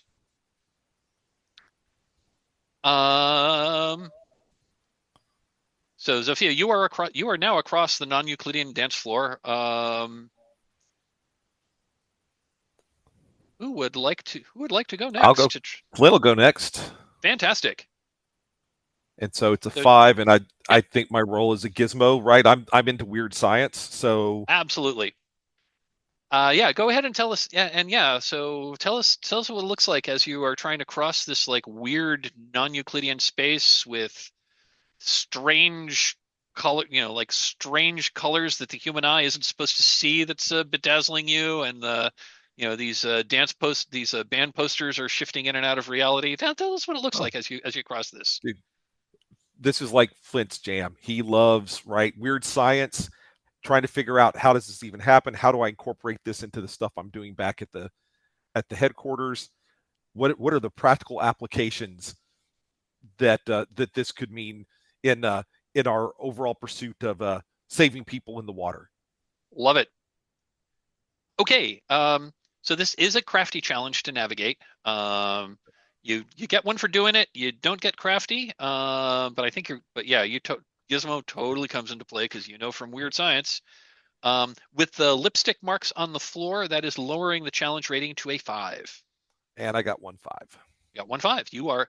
You have also successfully negotiated. You are now standing next to Zofia. Again, you're like, there's the door that goes down, and you can hear the sound of struggle from down there, and also that DJ station is still right there. Marco, what are you doing? I mean, he's in his element, right? He's going to dance his way across the floor. He's totally used to all this psychedelic stuff. But I think he can't resist showing off a little bit too, because he is also a dance champion in Sunset Hills. So, it's taking him a little bit longer than it should. Got So it. that'll bump up the difficulty, but also spend a luck that I just got for cool, Okay. that he's just unfazed by this. So it neutralizes out to a 5. Okay. Absolutely. You can totally do that. And yeah, normally this is I a got 6. Oh, fantastic. I was going to say normally this would be and I was going to say normally this would be a crafty challenge, but it totally makes sense to use agile if you're going to dance across. So yeah, but yeah, you have all three of you have successfully negotiated the non-Euclidean space. So you are not attacked by any of the weird dimensional creatures that we're going to that could conceivably have attacked you. I do salute them on the way as he slides through the door. Looking fantastic. I'm just gonna say between Sophia and Flint, that disabling the non-Euclidean record player is going to end this weird effect here. So I'll go ahead and disable. And Okay. Sophia is currently putting on crab claws and Got it. I took the crab claws from the other cultist. Got it.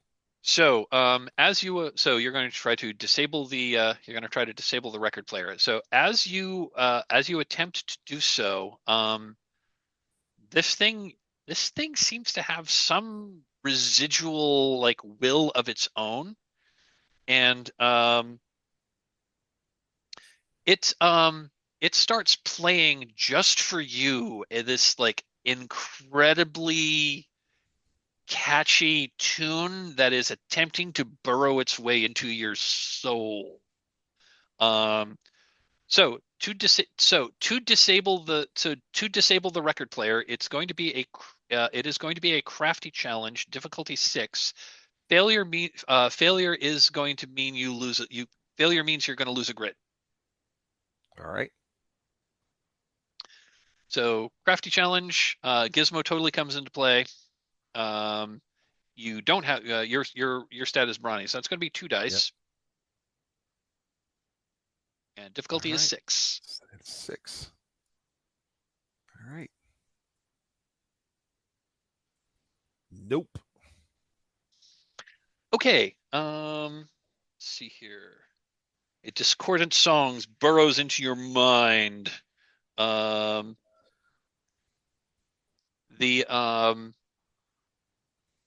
going to say the song is still I think the song that it is still playing is Wipeout.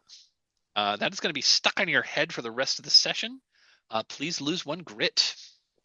Yeah, it could be worse. And you have not successfully disabled it because this song is like making you pause, and as every time you look at this record player, like it shifts almost like the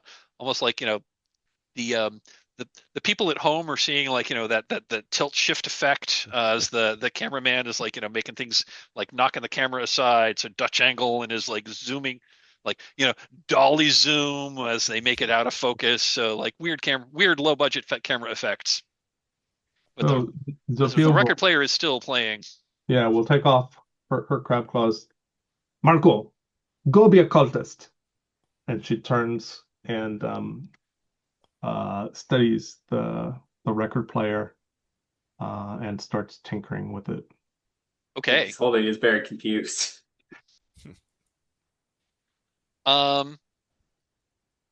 So again, disabling this is going to be a crafty check of hard difficulty. So crafty comes into play. I'm going to absolutely say that this is weird, and it absolutely falls into your wheelhouse, or your weird house. Yep. So you got 3 dice. Base difficulty is 5. Base difficulty is 6. And I'm going to use my last luck to drop it down to 5. Okay. You're using your psychic sense. Yep. To like cut through this. Okay. Oh, I hope this 3 works. dice. You're looking for a 5. 6. Looking for oops. 5. Yes. There you go. You got one. So how are you able to disable this? So tell us what it looks like as you disable this like psychically aware DJ station. What she's gonna do. So is this like an old? It's like Tell me what it looks like. I'm gonna. You have narrative control here.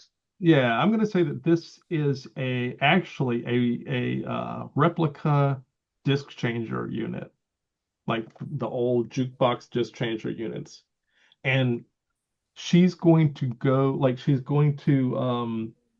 use her sonic sampler to get a sense of how the pattern has been distorted.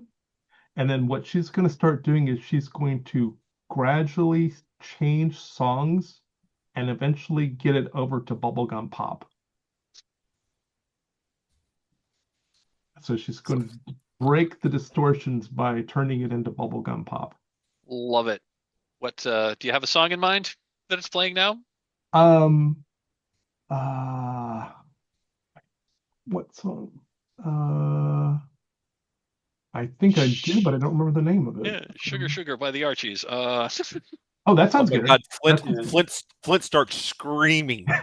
Yeah. We're Flint suffering as it goes through this the bubblegum pop. But yeah, Sugar is good. Okay, and that ends the distortion field. The music is still playing. I assume you like turn the volume down a bit too, because it was almost deafening. She fiddles with the controls and turns the volume down in this room and up in the other rooms. Okay. Marco's a little disappointed because it's a little harder to dance too, but he's like, that's, for the good of, we got to save the people first. So you have successfully negotiated this chamber as well. So you head deeper into you head on down to and following the sounds of struggle and calls for help. And you are able to find it.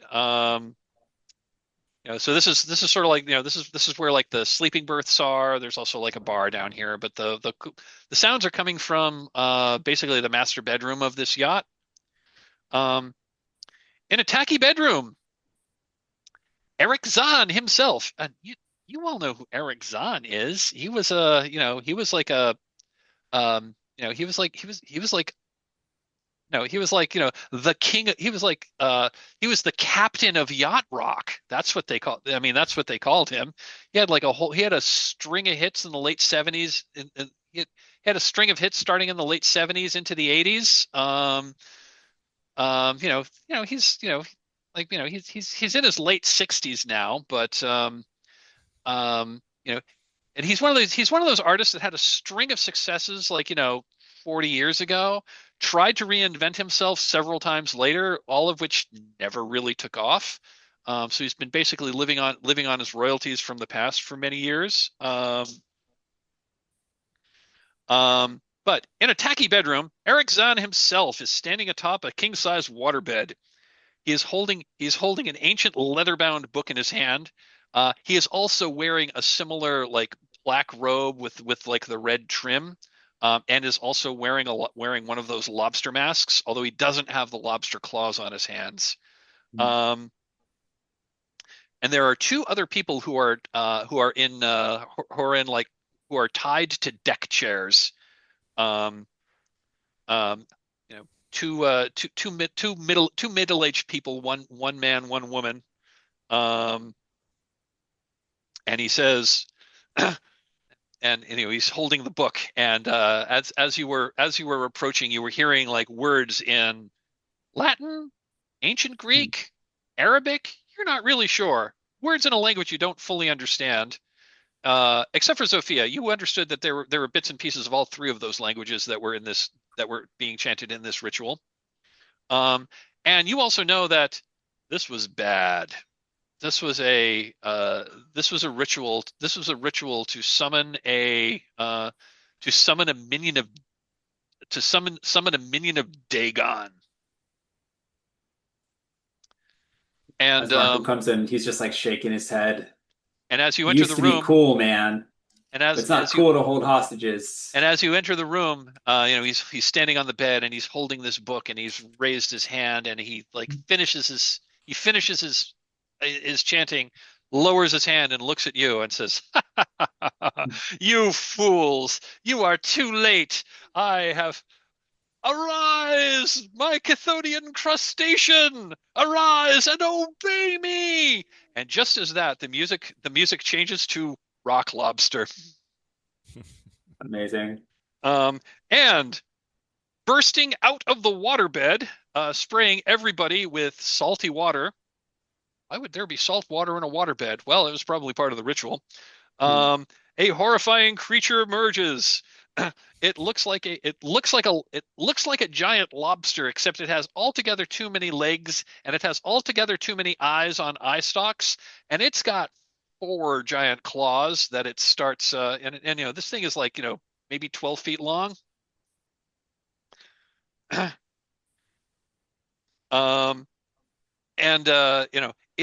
It emerges. And it says in this like echo, it says in a voice that the viewers at home are hearing was channeled through an echo chamber.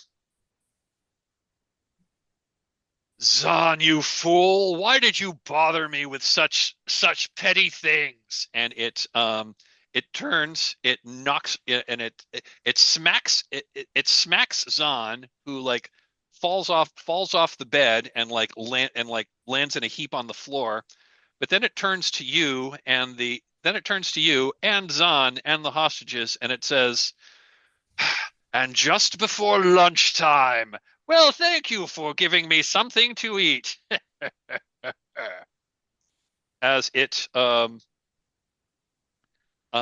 as it turns its attention to all of you, and I do have an proceeds. idea, but if it's cool with people. So So so this is the rock lobster. hmm. I think Marco should, just casually walks over to the bar. He's he's pretending to be totally unfazed by this. He picks up a Corona and cracks it open. It's like, if you're gonna have dinner, you're gonna want something to wash it down. He takes a sip. It's like, hold my beer.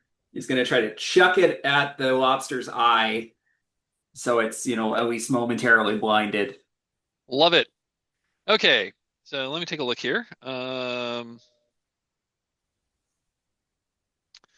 My quirk literally says hold my beer, so it's like, how can I rope Yep. that into Ab this? Absolutely. So if you're physically attacking the rock lobster, that is going to be a your choice of agile or brawny. Yeah, The can I the argue challenge, for agile because I'm trying to aim for its yep, eye directly? absolutely. And so normally the challenge would be a 5, but you have invoked your I think you have invoked your quirk, so that's going to increase it to a 6. Oh, that made it worse. I'm sorry. Can I spend a luck to be cool, facing down an Eldritch Horror to bring it back to 5? 100%. Okay, let's see if this works. 100%. I lift it. No, 1, 2, 3. I don't know if my aim was off, or maybe I drank too much of it, or just wasn't quick enough. Got it. So so it definitely so I think it definitely catches the bottle. It definitely catches the bottle in one of its claws, and it just whine, winds around twice and throws it right back at you, and um it hits you right in the head. Clonk. Please take a grit. It's a bit of a humbling experience, but that's what happens sometimes.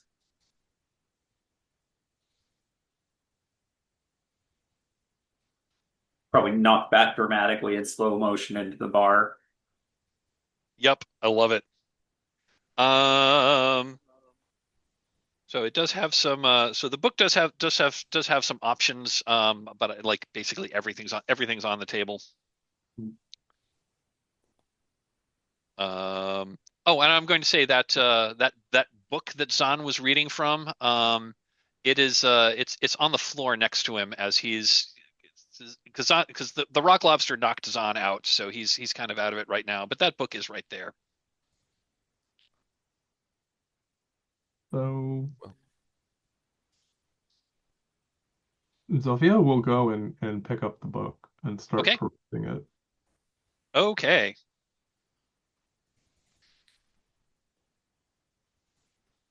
So I'm just going to tell you how this. I'm just going to tell you. So yeah, um, yeah. So this book is the Crabnonomicon. And Psychic I'm just gonna. damage, ow!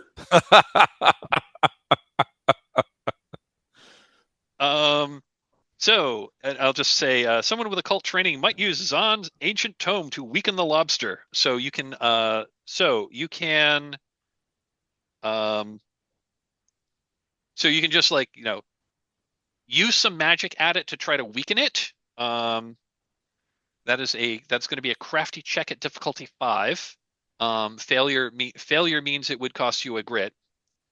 Or you can try to banish it entirely, Right. and that would take it out. However, a failure would inflict 3 grit. That's going to be a crafty check at difficulty 6. So Zofia turns to Flint. Flint, how would you like to approach this? Should we have a conversation with it, or should we just send it back to where it came from?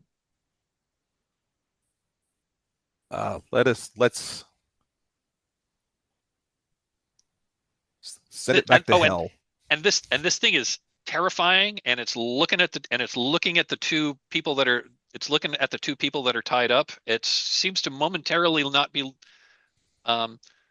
Only one of its many eyes is looking toward you. The rest are looking at the other two, and it says, "These look delicious." And it starts moving toward the prisoners. Yeah, we need to get rid of this thing. I shall need your assistance, most likely. Yeah. No. So Sophia's going to go in front of it with the book, and she's going to start saying the chant. And one of the things that she knows, because even though I couldn't take it, she is a marine biologist, is that lobsters follow each other. So she's going to try and lead it back to the like a big salty pot. Actually, she's just going to lead it out of the area into the sea. Okay. So are you trying to lead it off the boat, or are you just trying to banish it? You're trying to banish it? Oh, okay, you're trying to actually banish it. Okay, cool. And I'll spend my last luck to help with that roll. Can I also spend a luck? You can absolutely also spend a luck. Marco, from his position near the bar, is like crying a little bit because like it's really expensive alcohol, but he's taking more bottles and chucking it at it. A note about spending luck: you do need to bring like some aspect. You do need to, in order to do that, you do need to bring some aspect of your roll or your perk into it in order to spend the luck to help someone else. You all have something. I just want to hear what you're trying to bring in. Like what aspect of your character you're trying to bring in to assist. I'm cool under pressure when facing eldritch horrors. Absolutely. Actually, Sophia's like, Marco, get it its tail, get it into the rhythm of following the pack. Yeah, so maybe he like acts like, okay, like he takes the crab claws that you had earlier and he starts snapping them together. Like, hey, look at me, guy.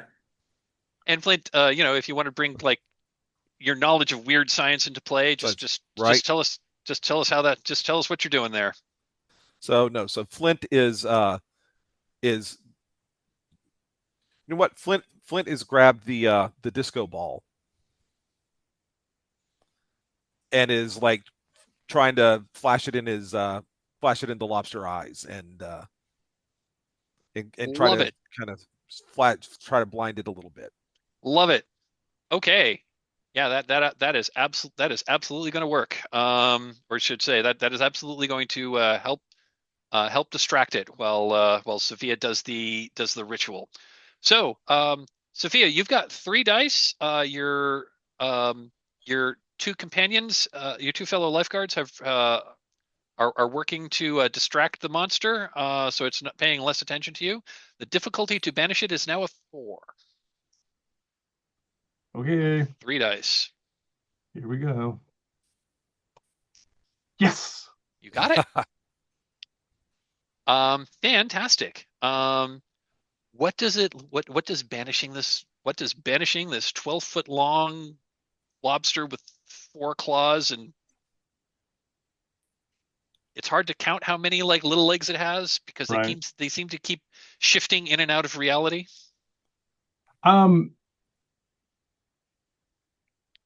She basically, I'm trying to think. Oh, I hate going outside. She'll do it though. She basically got in front of it and then turned her back to it. And then she started up with a chant that's in the book, but she's also using her knowledge of lobsters and how lobsters move through the sea together. And so she's pulling it with her as she goes out the door, up the stairs, across the deck, and then she gives one last shudder and it's like, oh, I cannot stand this. And then she jumps into the water. Ooh, okay. She jumps into the sea, even though she's terrified of she's not afraid of water itself. And then it follows her over, and then a portal opens up, and she basically swims into the portal and then swims right back out and then stops the chanting so that it can I love it. So I think you're in the water, and this it's a yacht. It's got like a swim ladder, so it's pretty easy to climb right back on.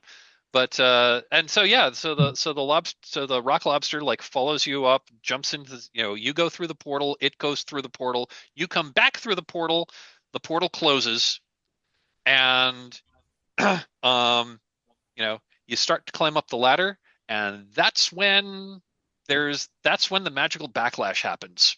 Um, Suddenly, over like clouds, just like storm clouds, almost like like I mean the weather had been pretty nice, even though the sea was a little choppy. But as soon as that portal opened, dark clouds suddenly appeared over the over the yacht. The wind whipped up. The sea suddenly got very choppy, and that's when you notice that the ship is starting to like spin around as you see that the closure of the portal has caused a whirlpool. Um, and there's a whirlpool that has suddenly formed around this yacht, and the yacht is now like circling around this whirlpool that's pulling things down and down and down. Um, you can see out over the edge, like out beyond the whirlpool. You know, Clint with the Clint with your speedboat is there, and he's like steered it, and he's like trying to go the opposite way around the whirlpool so that their boat doesn't get sucked in. And it looks like he's doing it pretty well. But you also see that there's a whole bunch of like flotsam and jetsam, like old crates, like jet skis, and some like old stuff too that seems like stuff from like shipwrecks you know from decades or even centuries ago is now like floating in this whirlpool that's going around your ship, and this yacht is looks like it is about to be pulled in. You'll um so what do y'all want to do?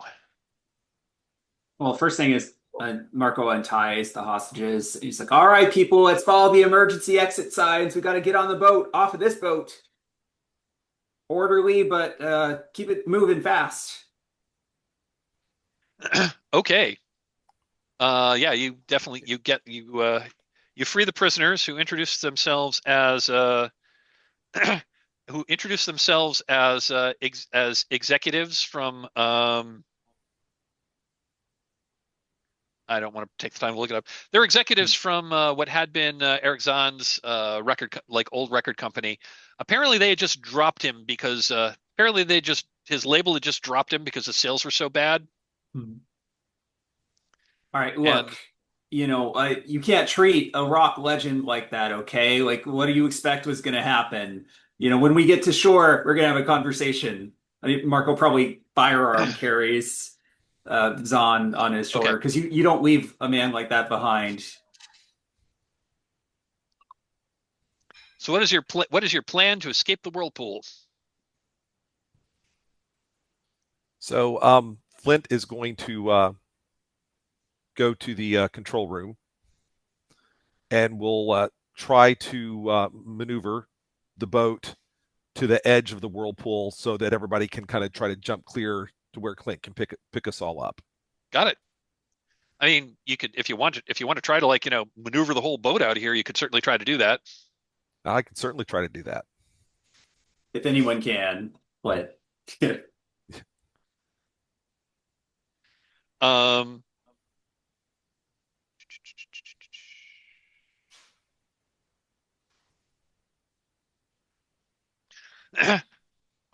so yeah, yeah, let's do that. I think we're going to call this an extended challenge. No.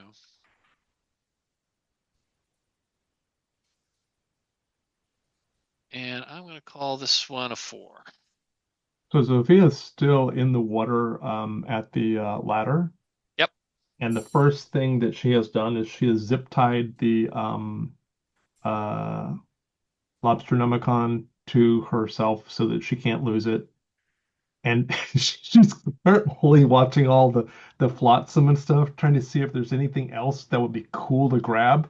So she's staying in the water and Absolutely. like looking for things to You're grab. She's looking for assuming that the team will solve the problem of survival. She can't miss an opportunity to get so much ancient stuff.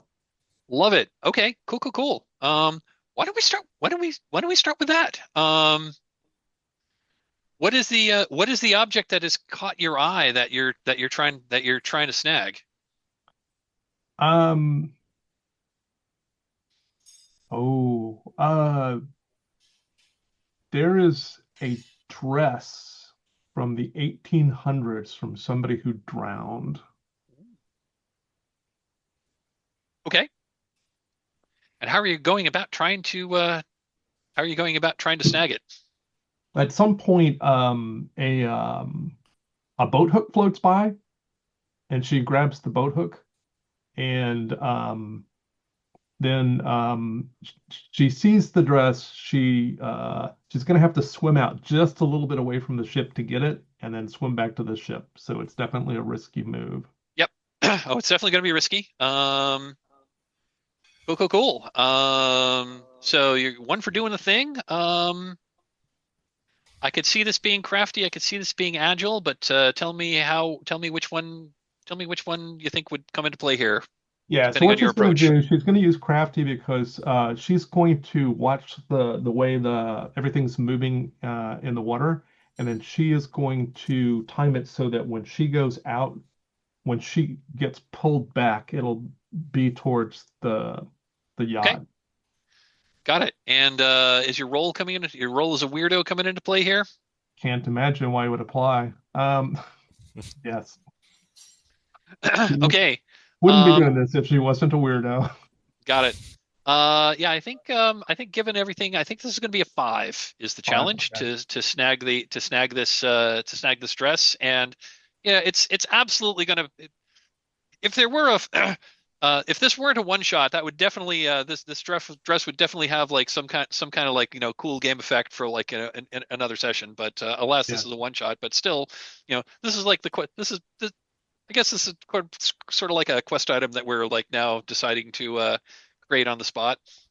So yeah, that's going to be three dice. You're looking for a five. Okay. Yes, Wow. two Ooh, sixes. two Wow. sixes. Nice. Um, I think the extra benefit you're going to get from this is I'm just going to let you. I think you get one luck back from that. Okay.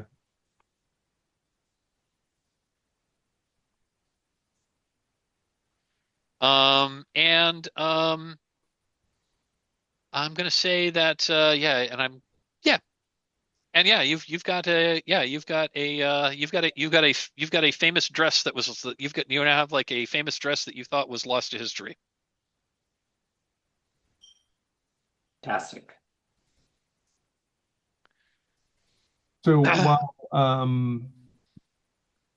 uh, Flint is steering, she is going to put on the dress Okay, over, and she is going to walk up to the prow of the yacht, and she is going to be the beacon that guides the yacht, just in case I need to throw in my hero or my luck dice. love it. That's awesome. Um, Marco, what are you doing? Marco is doing what he was born to do, which is being a lifeguard. He's leading these panicked and frightened people to the speedboat, and he's being so cool, calm, and collected. Not even fazed by the fact that he's carrying this washed-up rock star on his shoulder. We're just gonna try to like on the count of three, okay? Three, two, one. We're gonna try to leap onto the Oh, you're gonna try to like speedboat. leap across. You're gonna try to leap across the whirlpool and land on the Hmm. land on the. Ooh, okay, Yep. So I'm spending my last luck to be really okay. cool. Um, so I think this is so that's going to be that is going to be agile difficult. That is going to be agile difficult. But I'm going to say that a failure on this is going to cost. I think the failure on this is going to cost two grit because you'll be in the water sputtering, holding a large unconscious guy who you're trying to like prevent from drowning. Okay, what's the difficulty with me spending cool? Um, well, the base would be 6, so that's going to reduce it to a 5. Okay, I got a 6. Okay. Um, tell us this like epic way that you have tell us this epic way that you have like made this amazing leap, whether that's you made it the whole way, or you like leapt onto something that was floating and then leapt off of that one. Like I tell mean, us this, it's a tell us matter of describe this timing. amazing feat of athleticism. It's mostly just a matter of timing, right? Like he's watching, like the others want to jump immediately. It's like, no, no, you gotta wait for it. You gotta wait for it. And then as soon as Quint is making his way like almost around, he's like, jump now. And then just to make it extra cool, there's a little bit of an explosion from the engine room behind us as we land perfectly onto the speedboat. Nice. Okay, you and the prisoners and Zahn are on the speedboat. Meanwhile, Hmm. back on the yacht. Flint, you are trying. I think Flint, Yep. you're trying to maneuver the yacht out of here, and I don't think I'm going to Yep. bother with doing this as a challenge, just because I don't think we're going to bother doing this as a challenge, just because I don't. I think we've rolled enough dice. So tell us how you're. So tell us how you were attempting to maneuver this yacht. What does it look like? So You're yeah. trying to maneuver this yacht out of the whirlpool. So I'm sitting in I'm in the control room. Stuff is on fire. There's sparks flying everywhere. So I'm patching things together, almost hot wiring bits and pieces. And then as I kind of get it moving, I'm going to turn the wheel hard against the direction of the whirlpool to try to drive up the side. And I'm going to use my wrench and I'm going to wedge it in there so it just holds it steady, so that I can then keep putting out the little fires and keep trying to feed power and bypass things that we don't need to feed more power until we can get enough juice to clear the lip. Got it. So I'm thinking, yeah. So I think the forces, like the hydraulic forces, are against you. So you really have to throw your back into like getting the rudder, and like pushing as much force as you can on the on the throttle. So I'm gonna say you can this can be this is gonna be a difficult challenge. Um, but it is brawny, and you're definitely using your gizmo here. So you've got so it's basic. So you're going to have 3 dice versus a base challenge is 6. All Well, right. except that I'm going to spend my last luck, so it goes down to a challenge of 5. Okay. Excellent. All right. Here And we go. you're like invoking you're invoking your newly acquired historical dress. Yes, I Wait. am going to be the spirit that leads the ship to safety. Okay, that is going to lower the difficulty needed to a 5. Yep. And I got a 5. And you got a 5. Fantastic. Nice. So There tell we us, you have narrative control. What does it look like as you navigate this partially disabled, like multi-million-dollar yacht out of this whirlpool? So so the camera is going to shift to where you just see the whirlpool kind of sucking everything in, and then all of a sudden you see the bow of the yacht kind of break the top of the plane, smoke everywhere, and then you just get this great shot of the yacht on fire, kind of shooting over the top, kind of Free Willy style, right, and then coming down onto the calm sea. Love it. And I'm going to say that's awesome. So the camera goes back to like looking at the whirlpool and floating in there. I'm just gonna take narrative control here because I think it would be cool. Floating there is, floating in there is also along the edge, like this going down and down and down, like into the drain, is the leather-bound book, the Crabnonomicon, as it swirls down and down and down and down, and as soon as it Hold goes on. down, oh, did you? I zip tied to that to myself. Oh, Yeah, you did. Zofia did say that. Yeah, Oh, Yeah. you did but say that. Okay. it I could be knew the what was rock about to lobster, happen. maybe though. Okay, yeah, you did say that you had done that. I was going to say that was the dramatic thing as the I know. Sorry. as the book got sucked down. That's what and Sophia that's doesn't what like losing. Uh, got it. Okay. Um. Okay. Cool. Yeah. If you want to hang on to this like incredibly dangerous book, sure. What could possibly go wrong? what could Yeah. possibly go wrong? Yeah. Once you get out the once you get out of there, there's like highly localized storm over this highly localized whirlpool, like whirls, like whirls, and like lightning shoots out, and as as you speed away, you do hear you know as you speed away, you know there's like one loud clap of thunder, and a purple lightning bolt strikes from this storm cloud right into the whirlpool. Hmm. There's this like deafening roar of thunder that kind of half sounded like thunder, half sounded like the roar of some horrific beast.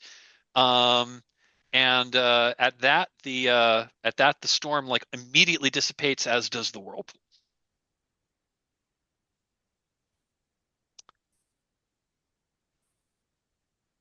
Um, so yeah, I think we see the yacht and Flint's speedboat heading back toward the dock on shore. I think we'll just cut away here to just do a little bit of just do some real quick epilogues. Can we do Because that one final scene? absolutely. Yeah. So Zofia and Flint have hauled the jukebox into the into the lifeguard shack, and we're tinkering with it, trying to get it to play music while Marco's sort of dancing in the background Hmm. because I, I three Eldritch items we have now. I think there's also like a really cheesy PSA at the end. Like, Marco is playing flag football with Clint, and Zahn is in the background looking dejected. So I think we all learned a lesson today about being leaders. You have to be a good role model, whether it's forgetting your life jacket on a boat or summoning eldritch horror monsters. It's not something you do as a leader. Stay in school, kids. Throws the football. And now I you love it. know. And now you know. Um, would you like to do a little epilogue there, for Flint, Michael? Sure. Right. So as I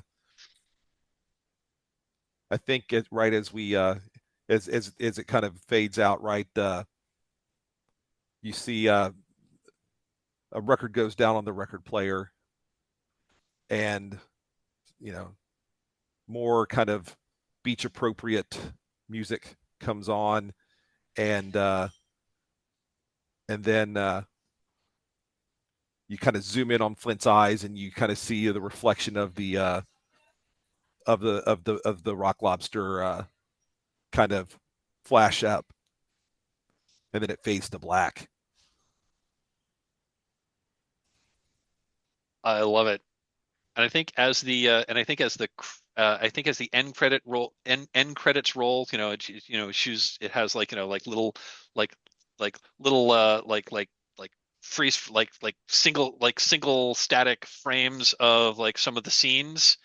But the last one ends like looking at the Crabnonomicon sitting on a table, and this one's but this one, at first you think it's a freeze frame, but purple light starts to glow out from underneath the cover, and a symbol a symbol on the cover starts to glow, and it looks an awful lot like those crab masks.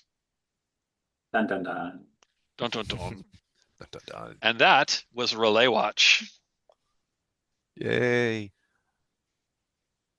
Okay, that's a fun game. So thank you Yeah, for indulging me. This was the first time I've actually run this game. I'm surprised, Mike. You had a really good handle on the roles, and like the Yeah. scenes ran together really well. Like this was a blast. I had so much fun. Thank you. Thanks. Yeah, And no, like I said, I did. thank you guys. This was one of the sample scenarios that it's got 2 sample scenarios in the actual pages of the book. So I decided to just run one of those because I figured it was a new game for everybody. Mhm. Yeah, this was super fun. If you have time, folks, I like to do a little postscript thing called Stars and Wishes. Stars are things you liked about the game. If there's any anything you want to call out about like role playing moments you might have had, anything that you just want to think is cool and want to shout out, please do. Wishes are well, wishes for an ongoing campaign would be like things you want to see next time. For this would be, I guess, and I guess we could certainly say were I to play this again, I would like to, or any other any other like things you wish to, things you'd like to see next time, or things you wish might have, or like anything you might have liked to have gone a little differently or seen a little more of, or something like that. I am happy to start. Stars all around. Thank you for indulging me on this kind of silly game. Baywatch meets Call of Cthulhu. Thought I had a whole lot of fun, like pulling in stuff from both. Alex, big star to you for the whole I'm being cool. You were totally the David Hasselhoff character of this episode. Just like every time that you're like pulling in cool stuff, being cool, showing off your and showing off. I just thought, Marco's a great character. I would love to see more of him at some point in the future. Thank you. Excuse me. Teal, Sophia, so weird, such a weird character. I love her. Like trying to get in touch with the deep ones. Like going after weird magical artifacts. Not letting anything go. Awesome. Just so many great little moments. I think we got to, even though we only saw her for this one episode, I think we got a good feel for what she was up to and the kind of things she was interested in. Michael, big star for Flint for Flint deciding to save the take the yacht out of there. And just for the for the other scene, how does my gizmo come into play fighting cultists? I got a big ass wrench. And for bringing the speedboat in the whole time, that was also really, really cool. And stars to all of you for this game does not have a ton of mechanical depth. I think it has just enough to sink your teeth into without too much to get in the way. So yeah, thanks to everyone for bringing all aspects of the game into play, and for indulging me into trying out this game. I think it went super duper well. I think my only wish is I would love to see more of these characters at some point in the future, although that's probably not going to happen since this was a one shot. Yeah, no, this is great. I love the mechanics of this game. They're really elegant, but there is a little bit of a risk reward with the luck mechanic and stuff. That was super fun pulling traits into. I think it also helps you develop, characters with personalities really quickly too. So that was great. Yeah, Mike, I loved all of the music that we were pulling in. That was fun to do, what's on the radio right now, and the whole scene with the psychedelic disco ball room was a real highlight too. So and also the pun at the end. So a lot of fun there. I love when Flint, when the quarterback was asking him if he was like what type of boat he was. He's like, "Of course it's a 300. Are you kidding me?" Like you could have just been like, "Now's not the time to talk about this," but it's like, "No, no, I gotta correct you there." That was really funny. And then Zafia, like I really liked your resolution at the end. It's like, "Oh, I know marine biology, so I'm gonna like lead this lobster off the boat." Like I really love that. Because you could have just been like, yeah, I read the Latin or whatever, but you brought in an extra element. So, yeah, wishes like if we, had played this again, like I could see some of the NPCs coming back, and having a relationship with a quarterback kid or with, Zahn and figuring out like why did you do that, man? Like you're still cool. You don't have to summon a lobster demon, but it's fine. That'll be in my journal. But yeah, this was great. Thank you so much. Awesome. Either of you wish to go next, or I'm happy to call on someone, or if you don't really have anything to say, that's also cool. Oh, look, I really enjoyed this quite a bit. Right, I'm just really starting to get into kind of these indie kind of narrative based games, and it's fun, right? I mean, this is a fun concept. The mechanics are enough, and I think especially over 2 or 3 sessions, right, as you kind of develop these characters and you kind of get a feel, things could get very silly and very fun. And I could see this being something where you end up laughing a tremendous amount as you move forward. So and not familiar I'm not familiar with the system this is based on, but I wouldn't mind checking out other games, just because I really think that the way it's structured is very conductive for people that want to do more narrative and less crunchy stuff. Yeah, the system this is based on is called Tricube Tales. This is actually the first time I've played a Tricube's Tale game per se, but it shares a lot of DNA with a lot of other games that I do play. It shares a lot of DNA with Powered by the Apocalypse. It shares a lot with Lumen. It shares a lot with Forged in the Dark. Shares a bit with Trophy, which makes sense because Jesse Ross wrote Trophy. So yeah, this is in the oeuvre of a lot of the kinds of games that I play. Although I've not played this particular system before, but it's pretty close to a lot of the other ones that I do. So that was good. And then I feel Teal and Alex, both of your characters were hysterical. Totally made the session.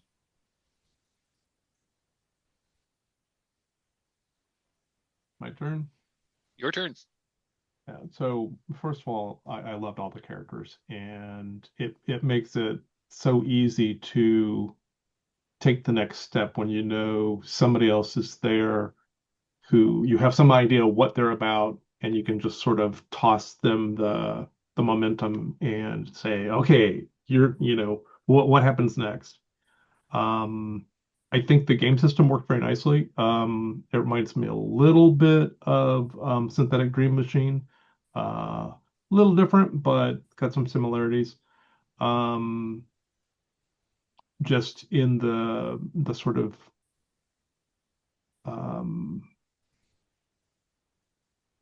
counting what applies. I mean, a lot of games are sort of like this, but it worked very well.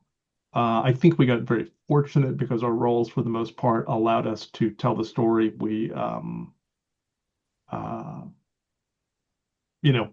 we were trying to tell.